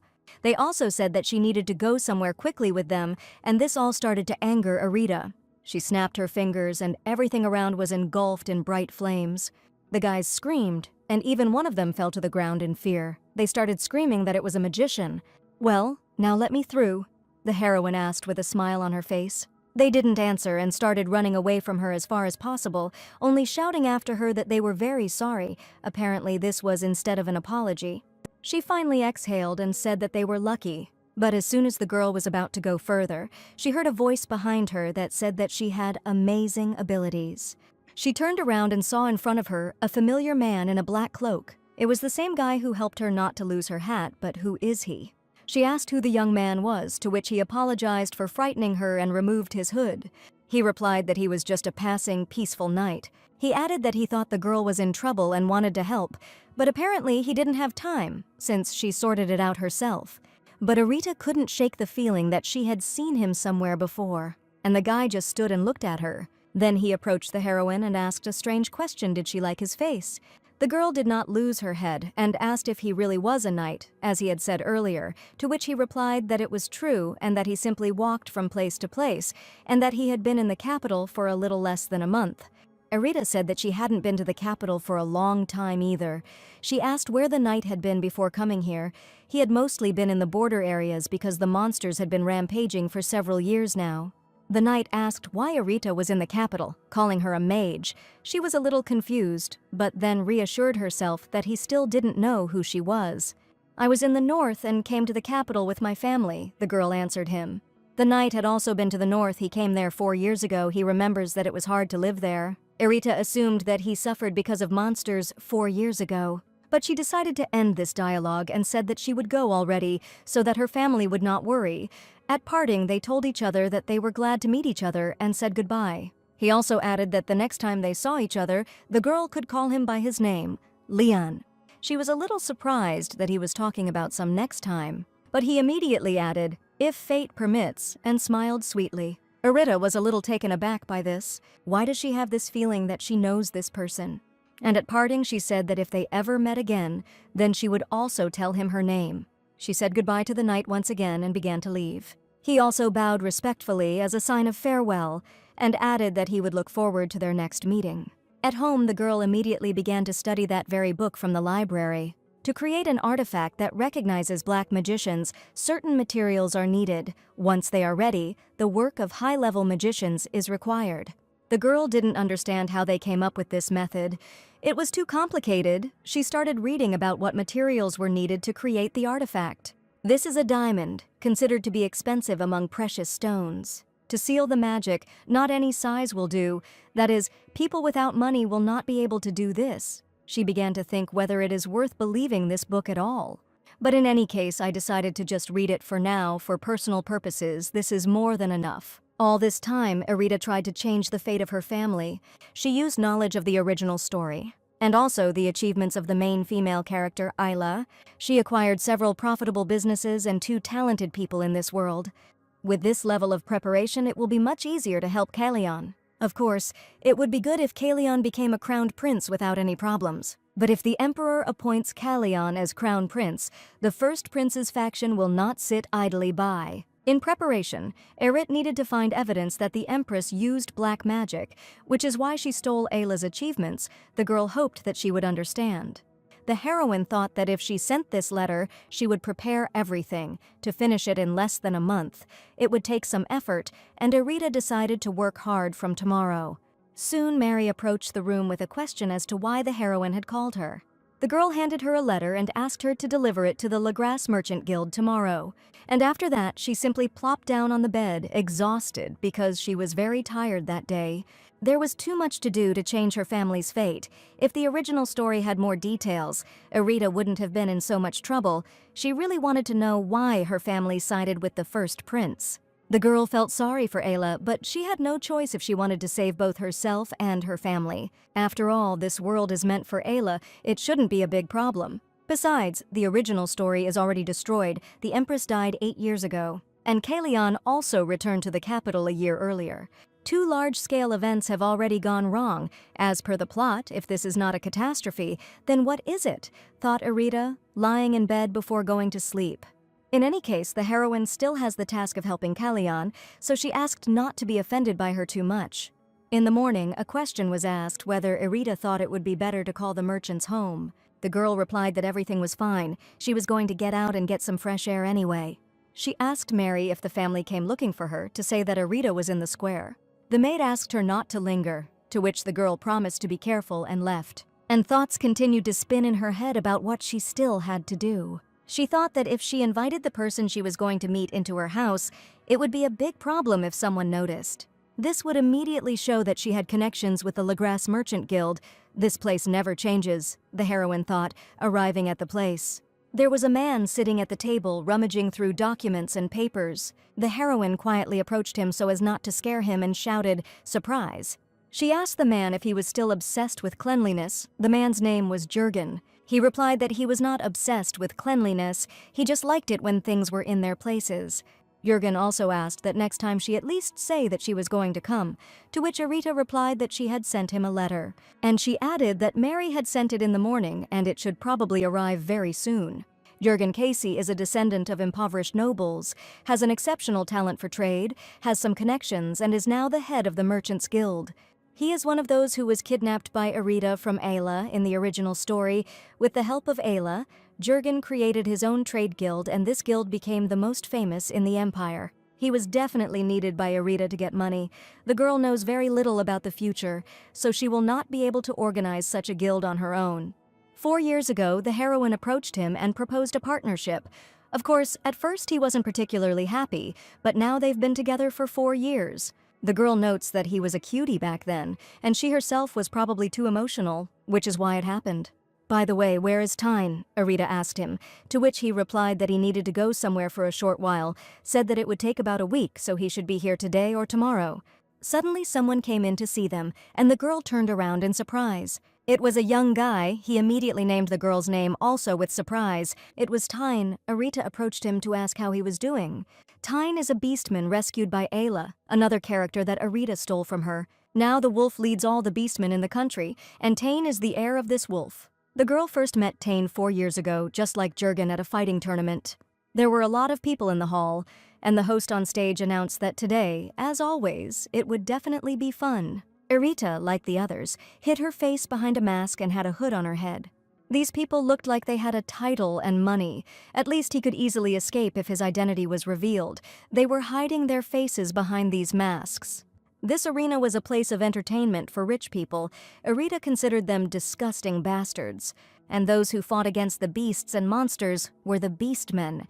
In the past, there were several different races of beastmen, but the Empire always looked down on them. Eventually, they captured them and made them their subordinates. As a result, the beastmen went far into the forest, away from people, and now only a few races remain. "Let's find out who is the highlight of today's program," the host announced. The star of the arena today is a very rare beastman from a small race. A boy of fragile appearance came onto the stage. His legs were in bonds. This is a beastman, a wolf. It was Tyne. The girl's eyes widened. This was the one she needed. In the original story, Tyne was quite large compared to the others. Arita didn't think he would be so small. "He's still growing, that's why he's so small," the heroine thought. The host began to announce his opponent for today, but suddenly a man sitting next to Arita turned to him. He wanted to say that this beast wolf was the one she was looking for, but Arita herself confirmed this earlier. In this place, the beastmen were used only to make money. Arita hoped that at least they weren't sold here. That's why she said to prepare something. The girl knew that his master had been looking for the monster's heart for 3 years, but she was surprised that he agreed so easily. Arita offered an exchange. And here she stands in front of the beast wolf. The bracelet on his hand caught her eye. The girl noted that it was very good that he was wearing this jewelry. The bracelet is an artifact that Arita gave to Tyne. He said he was kidnapped and brought to the arena when he was 5 years old. He damaged his vocal cords and lost his voice. It was too old a wound, so it was too late to heal. Besides, Arita brought him here for the good of her family. She wanted to give him his voice back. Tyne must have been through a lot. The girl thanked him for wearing this bracelet. She also added that she was very sorry that she had to make it in the form of a bracelet, because she wanted to make it in the form of earrings, but she could not make the stone any smaller. Tyne replied that everything was fine. He liked everything that Lady Arita gave him. The girl smiled broadly. She was pleased to hear that. Their dialogue was interrupted by Jurgen asking why Arita had come to him today. In fact, she wanted to ask him for something. When they went out into the city, the streets were quite quiet and empty. He and Tyne went for a walk, and he said that he really wanted to see the girl because so much time had passed. She also said that Tyne had been very busy lately, so there was no opportunity to see him more often. But suddenly she noticed something and stopped in place. There was a man in a black robe standing around the corner of the building. She could see that the man's hair was silver and realized that it was Leon. The girl immediately ran up to make sure it was really him and also wanted to say hello to him and ask some questions. But as soon as she approached that place, there was no one there. Perhaps she just imagined it. Tyne asked her what happened, to which the heroine replied that it suddenly seemed to her that an acquaintance of hers was standing around the corner. In that case, they decided to move on, and Leon was indeed there. He was just hiding, and it looked like he was seriously injured. He could barely breathe and leaned against the wall. He thought that because of family ties, they behaved the same way as the Empress. Leon absolutely did not want to meet the girl in such a state. He pressed his hand tighter on the body so that the blood would not leak onto the ground. He thought that Arita would definitely be worried if she saw the wounds because she was a kind person. Sometimes she may even worry as if it were her own personal problem. In Liana's eyes, Arita literally looked like an angel. That's why he didn't want to cause her pain and inconvenience. But now he didn't know when the effect of the cover magic would wear off, so he couldn't go out. This is definitely not normal. There was sadness in the guy's eyes now, and a lack of understanding of how to do the right thing. Arriving home, the girl fell onto the bed. Today she walked a lot, and, just like every day, a lot of thoughts were spinning in her head. She thought about Liana. She was sure that their eyes met and it couldn't be a vision. Now she clearly saw the guy's gaze at the moment when they crossed paths and realized that he was there after all. Arita couldn't understand why he disappeared. Did he really not want to see her? Or maybe he is deliberately avoiding her. But after all, at all the meetings before this, he approached the girl himself. But suddenly her thoughts were interrupted by others. Why should this bother her at all? Because they don't even know each other. She was even a little angry. It was all because the person she wanted to talk to was avoiding her. The next day after lunch, Arita and her father went for a walk in the garden, and the girls shared that the lunch was very tasty. Their chef Evan promised that he would serve them first class. The girl laughed and said that he probably wanted to show off his skills for his dad's birthday. Suddenly, the heroine stopped and began to look closely at her father. She smiled sweetly and congratulated her father on his birthday. He was very pleased, and Aslan thanked his daughter. He bowed respectfully and added that he really liked the shirt and brooch that she gave him. She sealed the shield and teleportation magic into this brooch. Firstly, the shield magic can block most attacks about 3 times. Secondly, the teleportation should work from the mansion to the square, and now father can use it as much as he wants. Aslan thanked Arita again and said that it was a very nice gift. He promised to take care of it. But suddenly the heroine remembered something and asked them if their father hadn't said that he had invited someone. They turned to the gate and began to stare. A young man stood in front of them. He was in some kind of sad mood. The boy bowed and told Aslan that a lot of time had passed. They headed together to the guest room, where a small table with treats and tea was quickly set up for them.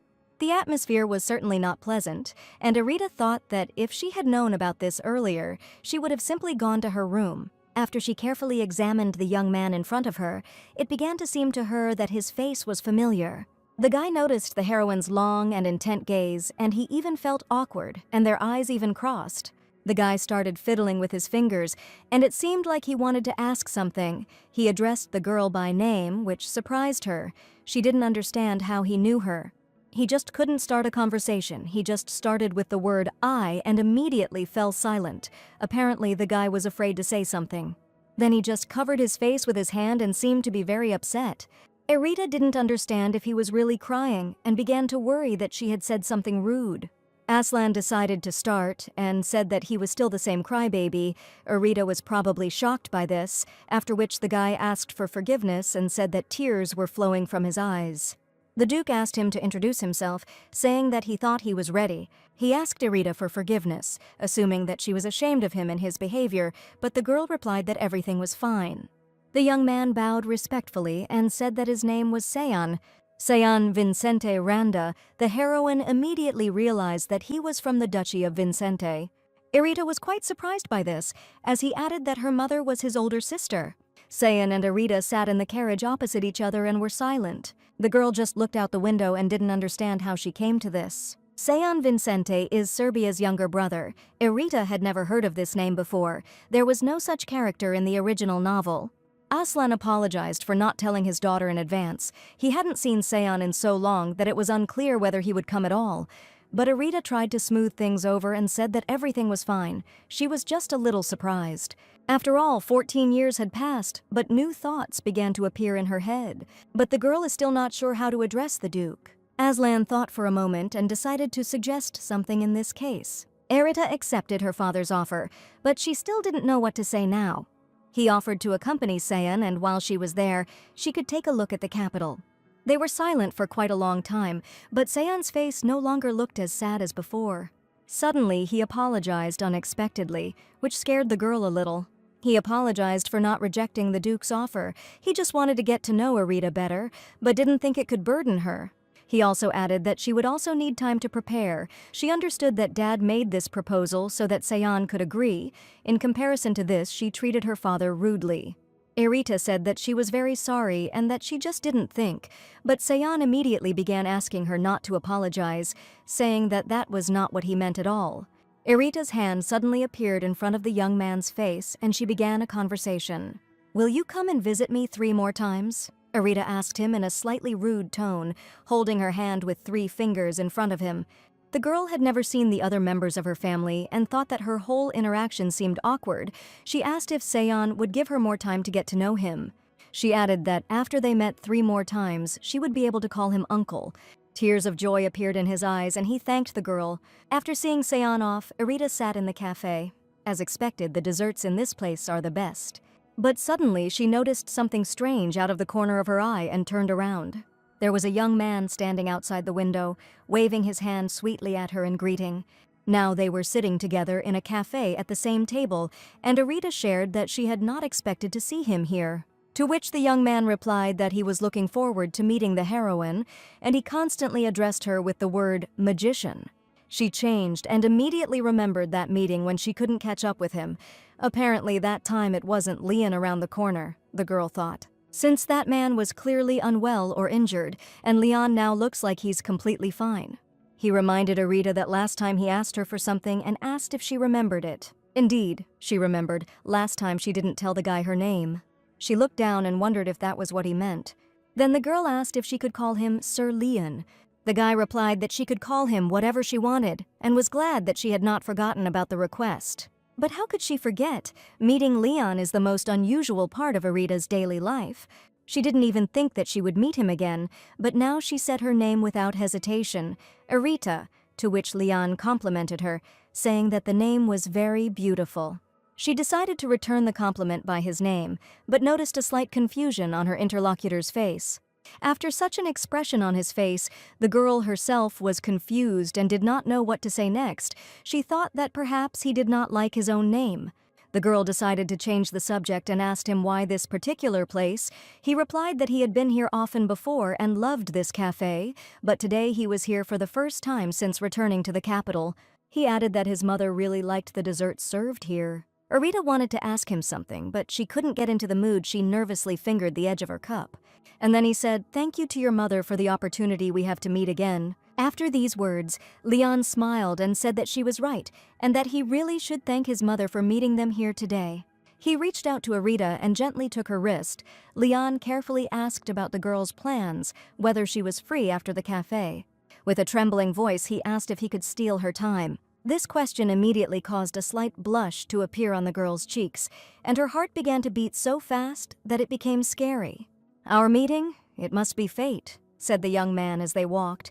But now the couple had already arrived at the very place where Leon wanted to go. He really hoped that the girl would like this place.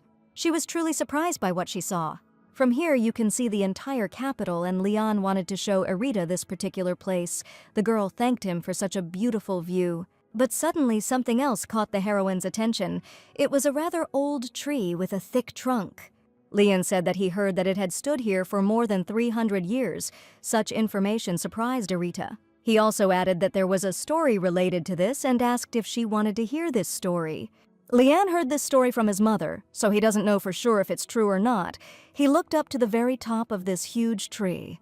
300 years ago, according to legend, tears of the sun god fell on the place where this tree grew. On the night when the destruction of black magicians was announced, a white beam of light descended here. The tree that grew was very small at first. It was so white that in the night it seemed as if it was emitting light. The tree that grew from the tears of the sun god sounded like a myth, of course, but at the same time it was very romantic. As they were walking back, Arita shared that she had really enjoyed spending the day like this with Leon, and he reciprocated. But now the moment had come when it was time to disperse, but they decided to stand for a while longer. "When can we meet again?" the young man asked. Irita clenched her hands in surprise, because she didn't know what to answer. She can't promise anything yet because for now, they both have secrets from each other. But then an interesting thought came into her head and she wanted to voice it. When accidents happen 3 times, it is already fate. Then Leon promised that they would definitely meet again, but for now he couldn't say when that would be. The Baron's office, he sits and does paperwork in silence. Suddenly, he was distracted by an extraneous sound. Apparently, someone was about to enter his room. "Your Highness," says the guy who entered, "this is Leon." The man immediately jumped up and started shouting why it was taking so long, but Liana was not embarrassed. He calmly began asking how he was doing and added that the uniform suited him very well. The man was furious that Leon was 2 hours late and remained so calm, but the boy replied that there was a reason for it. "Maybe something good happened in the Information Guild?" Leon asked. He said that he didn't find much information, but the man didn't believe it. Because Leon was smiling so much, he had never seen him like that before. The guy was thinking about something, as if he wanted to tell something. But then he replied that he had forgotten something because he suddenly had a headache. It seemed like the time he spent with Irita was better than he thought. A voice came from behind the door calling for dinner, but there was no time. Leon's uniform had already been prepared, and he needed to change quickly. His brother would arrive soon. This information saddened the young man a little. His Highness the Second Prince has arrived. He immediately turned to his brother, saying that a lot of time had passed, but it seemed that he was not very happy to meet. They exchanged a few words, saying that they were glad that everything was fine with each other. "You know I'm always worried about you," his brother said. To which Kalian answered him the same. It was a disgusting conversation, very feigned and hypocritical.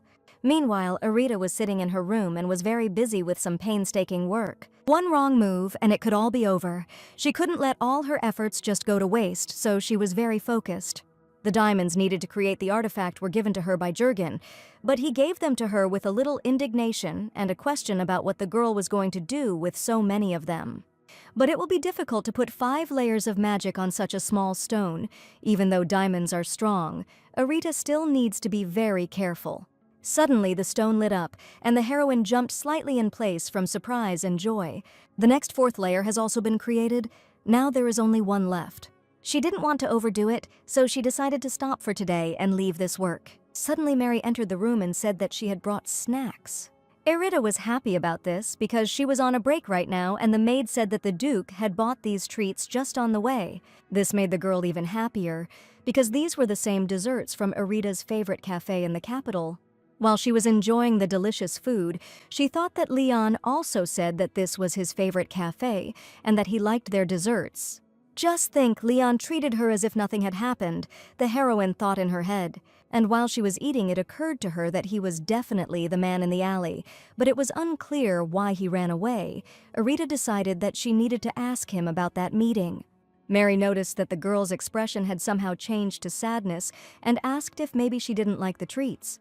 Irita replied that everything was fine. She was just thinking about one of her friends, and Mary immediately became interested.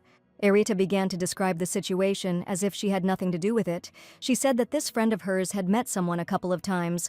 They knew each other's names and even walked together. And one day she went to the square and saw this man. But he immediately seemed to evaporate, and she thought that their eyes met. Irita looked at the maid with a smile and asked her opinion about this situation. Mary immediately realized what was going on and asked if the person you met was a man or not. Before Irita could even respond, the woman began to scream and swear, saying that she shouldn't date such a person. The girl tried to calm the maid down. She said that this story was definitely not about her. And then there was a knock on the door of the room. Irita allowed them to enter with a smile. It seems she was even amused by Mary's reaction. The heroine was informed that the Duke was looking for her.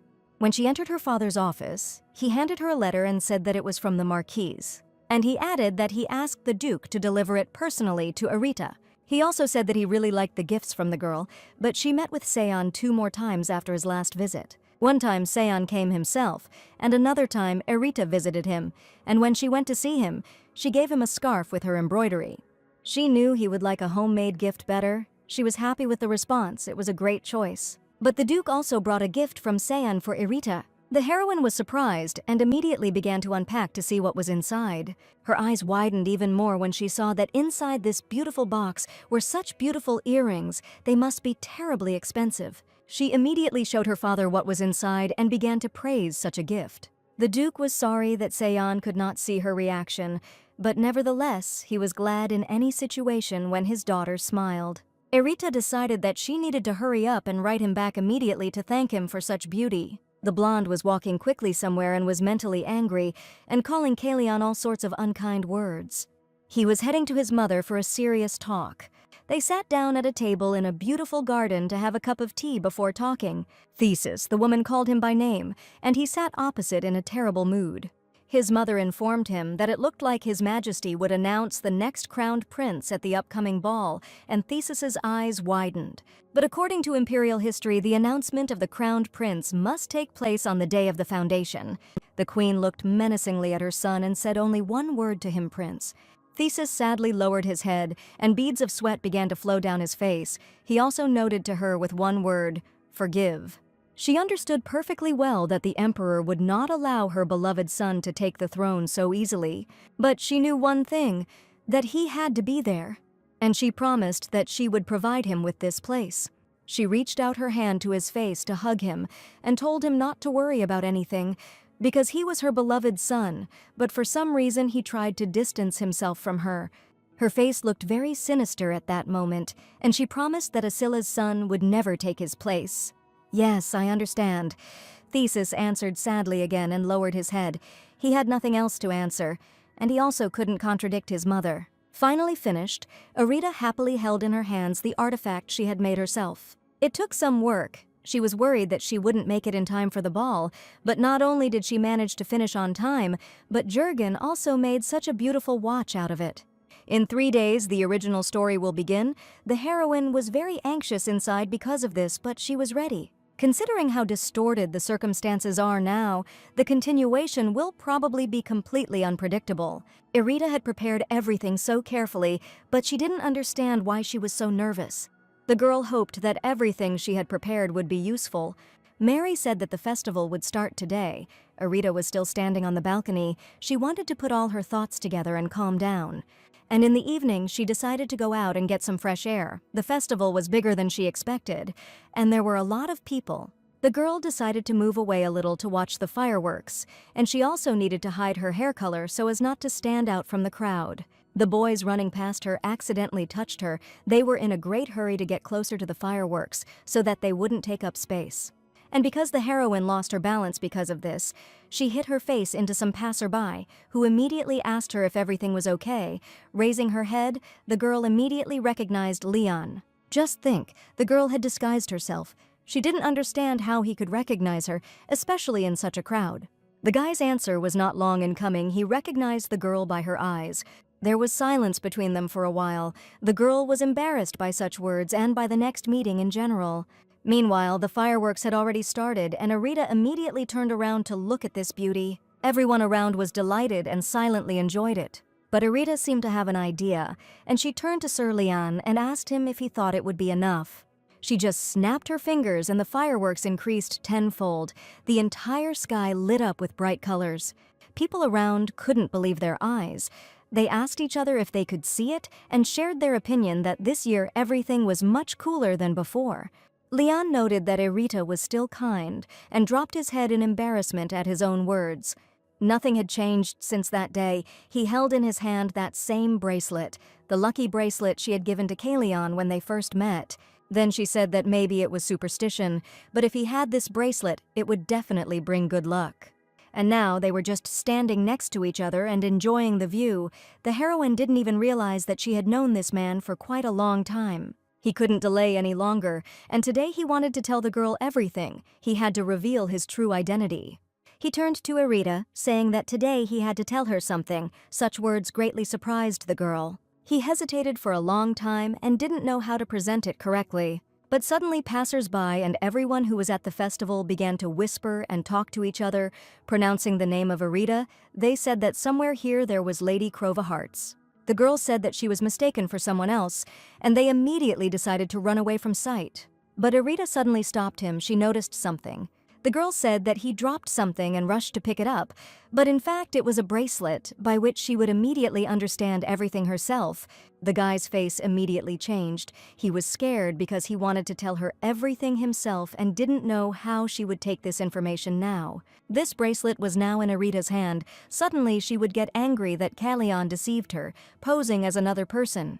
Arita immediately realized that this was the bracelet she had given to the main male character at the Empress's funeral. She looked up at Lian and didn't even know what to say to him. Her hands and legs were shaking from it. She didn't understand how she could not recognize those blue eyes. After all, she saw them when she was little, the same eyes as the main male character. Arita remembered that every time they met, he called her a magician, which meant that he knew about everything from the very beginning. The heroine immediately turned around and was about to leave as a parting gesture. She only apologized for her rudeness. Lian tried to stop her. He reached out and almost managed to grab the girl, but she suddenly disappeared, and only some magical images remained in front of him.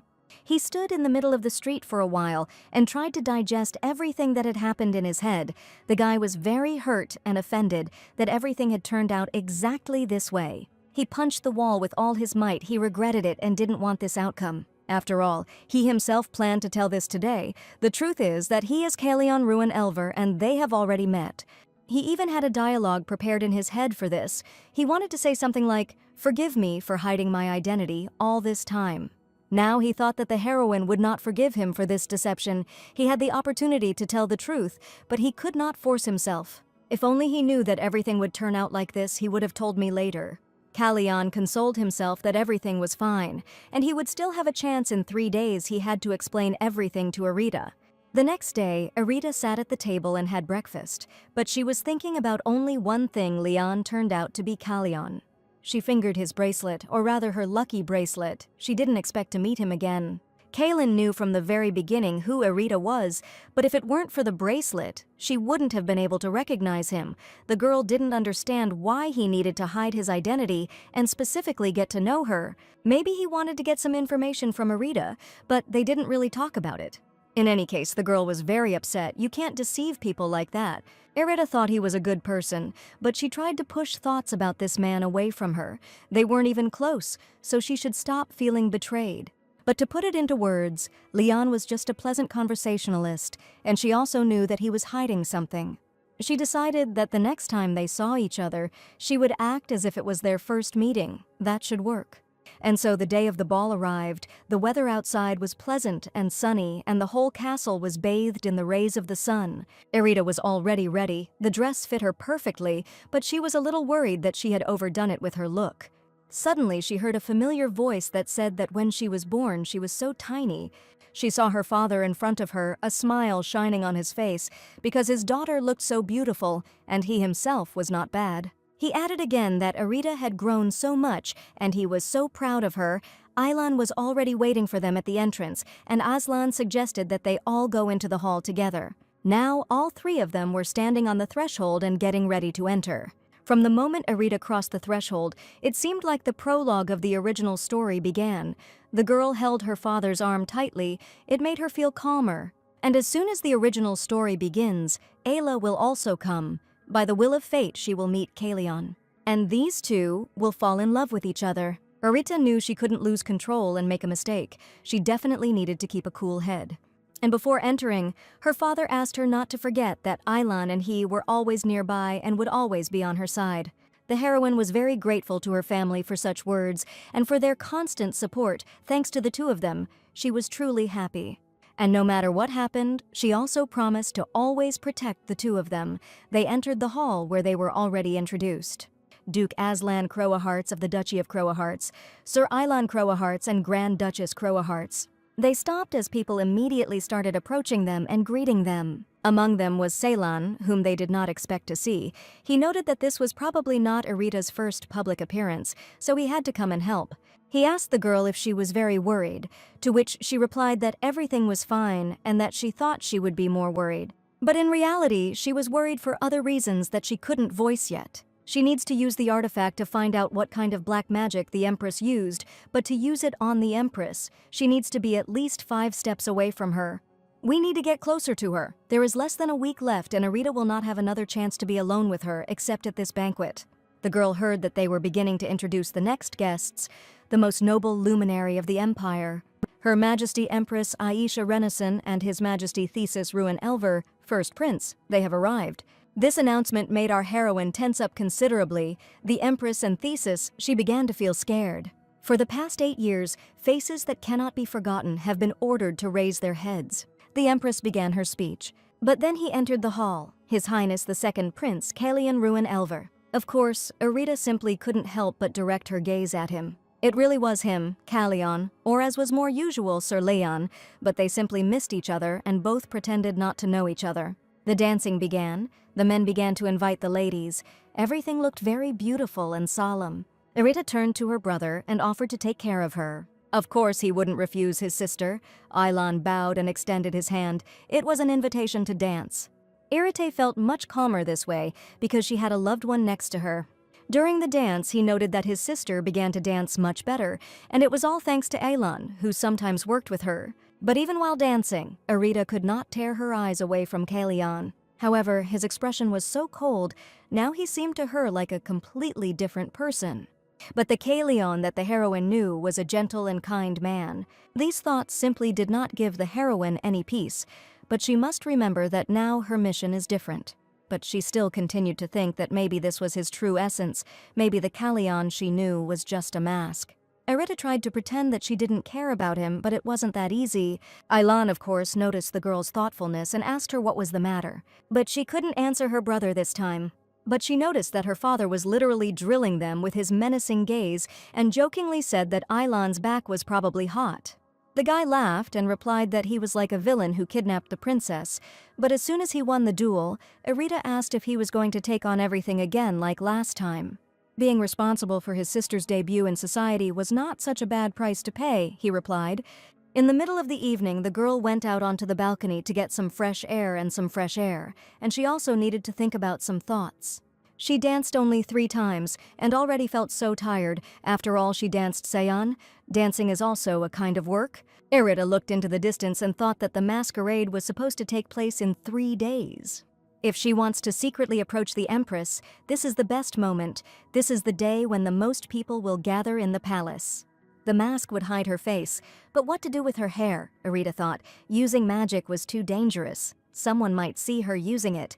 She needed to think some more, but suddenly someone's voice called out to her. It was Tane, the very same beast wolf. Arita was surprised to see him there and immediately asked how he got there. He asked to wait and abruptly darted around the corner as if hiding from someone. But a second later, he was already on the balcony next to Aroida, who didn't even have time to track where he went and was looking for him below. Tyne said that he didn't notice anyone on the way here, so there was no need to worry. And then he added that at least there was no one within his line of sight. Well, if Tyne says it so confidently, then it must be true. Purebred werewolves have outstanding abilities. But the heroine still had a question about why he came here. The thing was that Jurgen urgently asked her to pass something on to the girl. He also said that if he mentioned her, Arita would immediately understand everything, and the girl began to look at the papers that were handed to her. It was impossible. It said there was no such person as Ayla Diane.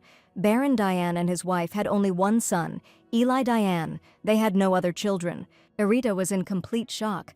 Had Ayla really disappeared? The ball continued and was in full swing. The Empress, together with her sons, sat on the throne as expected and watched everything carefully. Arita had already returned to everyone and met with her brother, with whom they exchanged sweet smiles. But suddenly she felt a gaze on her, so familiar and tender, which simply drilled into her from head to toe. A false name, a false identity. He himself knew that Arita would one day learn the truth, but he still succumbed to the sweet temptation of the moment. And how wrong he was that he could restrain himself. What he wanted most now was to rush to her and tell her everything. But now he didn't have such an opportunity, because if he did so, the Empress would immediately notice everything. Kalian knew he needed to talk to the girl where no one could hear them. Officially, there is no connection between him and the Grand Duchess. He wanted only one thing, for her to stay away from this dirty struggle, in a clean and safe place. Arita sat in her room and hoped that Jurgen was still awake. She urgently needed to know something. The main character disappeared without a trace. what is going on. The search for Ayla was going well. Jurgen even said that he would soon be able to meet her. It would have been better if it had just been Jurgen's mistake. Fortunately, the heroine had a special magic ball with which she could contact him. And finally, the image of Jurgen appeared before her, and he called out Arita's name. She immediately apologized for disturbing him so late, but the man was expecting this call, so he did not sleep. He just wanted to ask about the case of Isla Dean. He asked the heroine who she was. The man found her name in a notebook with important assignments. But he remembers absolutely nothing about her. Arita could not believe how Jurgen, who had recently been looking for Ayla, could forget about her existence. As Arita herself understands, this is simply impossible from a logical point of view. If Jurgen had not written down this matter, he would have simply left it unattended. But after seeing the recordings, he sent the report to the heroine. However, no matter what he tried to remember about Ayla Dian, his head was empty. He did not remember who she was and why Arita instructed him to find her. It was surprising, but Jurgen really couldn't remember a single detail. There was just silence between them for a while. Arita just looked at him and couldn't understand anything. But then the man said that he knew that the girl was hiding something, trying to pretend that everything was fine, but in reality, she was burdened with a heavy burden. And now he wanted to ask if she really didn't trust him that much. He thought he could help Arita bear at least some of this burden. But he immediately apologized and asked to forget what he had just said. Apparently he was just tired and became irritable. He was also going to conduct his own investigation and wished the heroine good night, but she continued to sit in the same place for some time without moving in her thoughts. She thought about how she could confess and say that in fact she was not Arita Crovaharts, and this world was just a story from a book. But she simply loved the family she found in her second life too much. She just wanted to save them.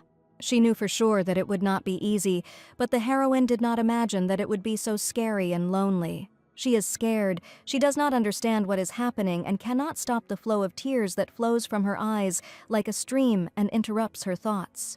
She even began to think that it was her fault that the Ilda had disappeared, and this made her feel very bad. All this fear was like a reminder that she was a stranger here. The girl fell asleep crying at her desk, which her father and Ayla noticed, and he had told her so many times not to cope with everything alone. He carefully picked up his daughter in his arms and headed towards the bed. He clearly understood that it was hard for her now, if this had happened. Aslan covered her with a blanket and, stroking her face, wished his child sweet dreams. Aylan asked what his father was going to do now, to which he replied that Arita didn't want them to know about it, so they had no choice. But they knew about everything that Arita did, about her connection with the Legrasse Guild, and that she was studying black magic. They knew that the reason for everything was the secret she was hiding. Arita, what are you hiding? The question was spinning in the head of her brother, who stood and looked at the sleeping girl. He only wanted to help her. And that very image that was near the tree on the mountain, Leon spoke about it. This silhouette of a woman slowly approached Arita. She put her hand to her head and gently stroked it. "My sweet girl, I'm sorry I put this burden on you," the woman said. "I'm so sorry," she said and disappeared.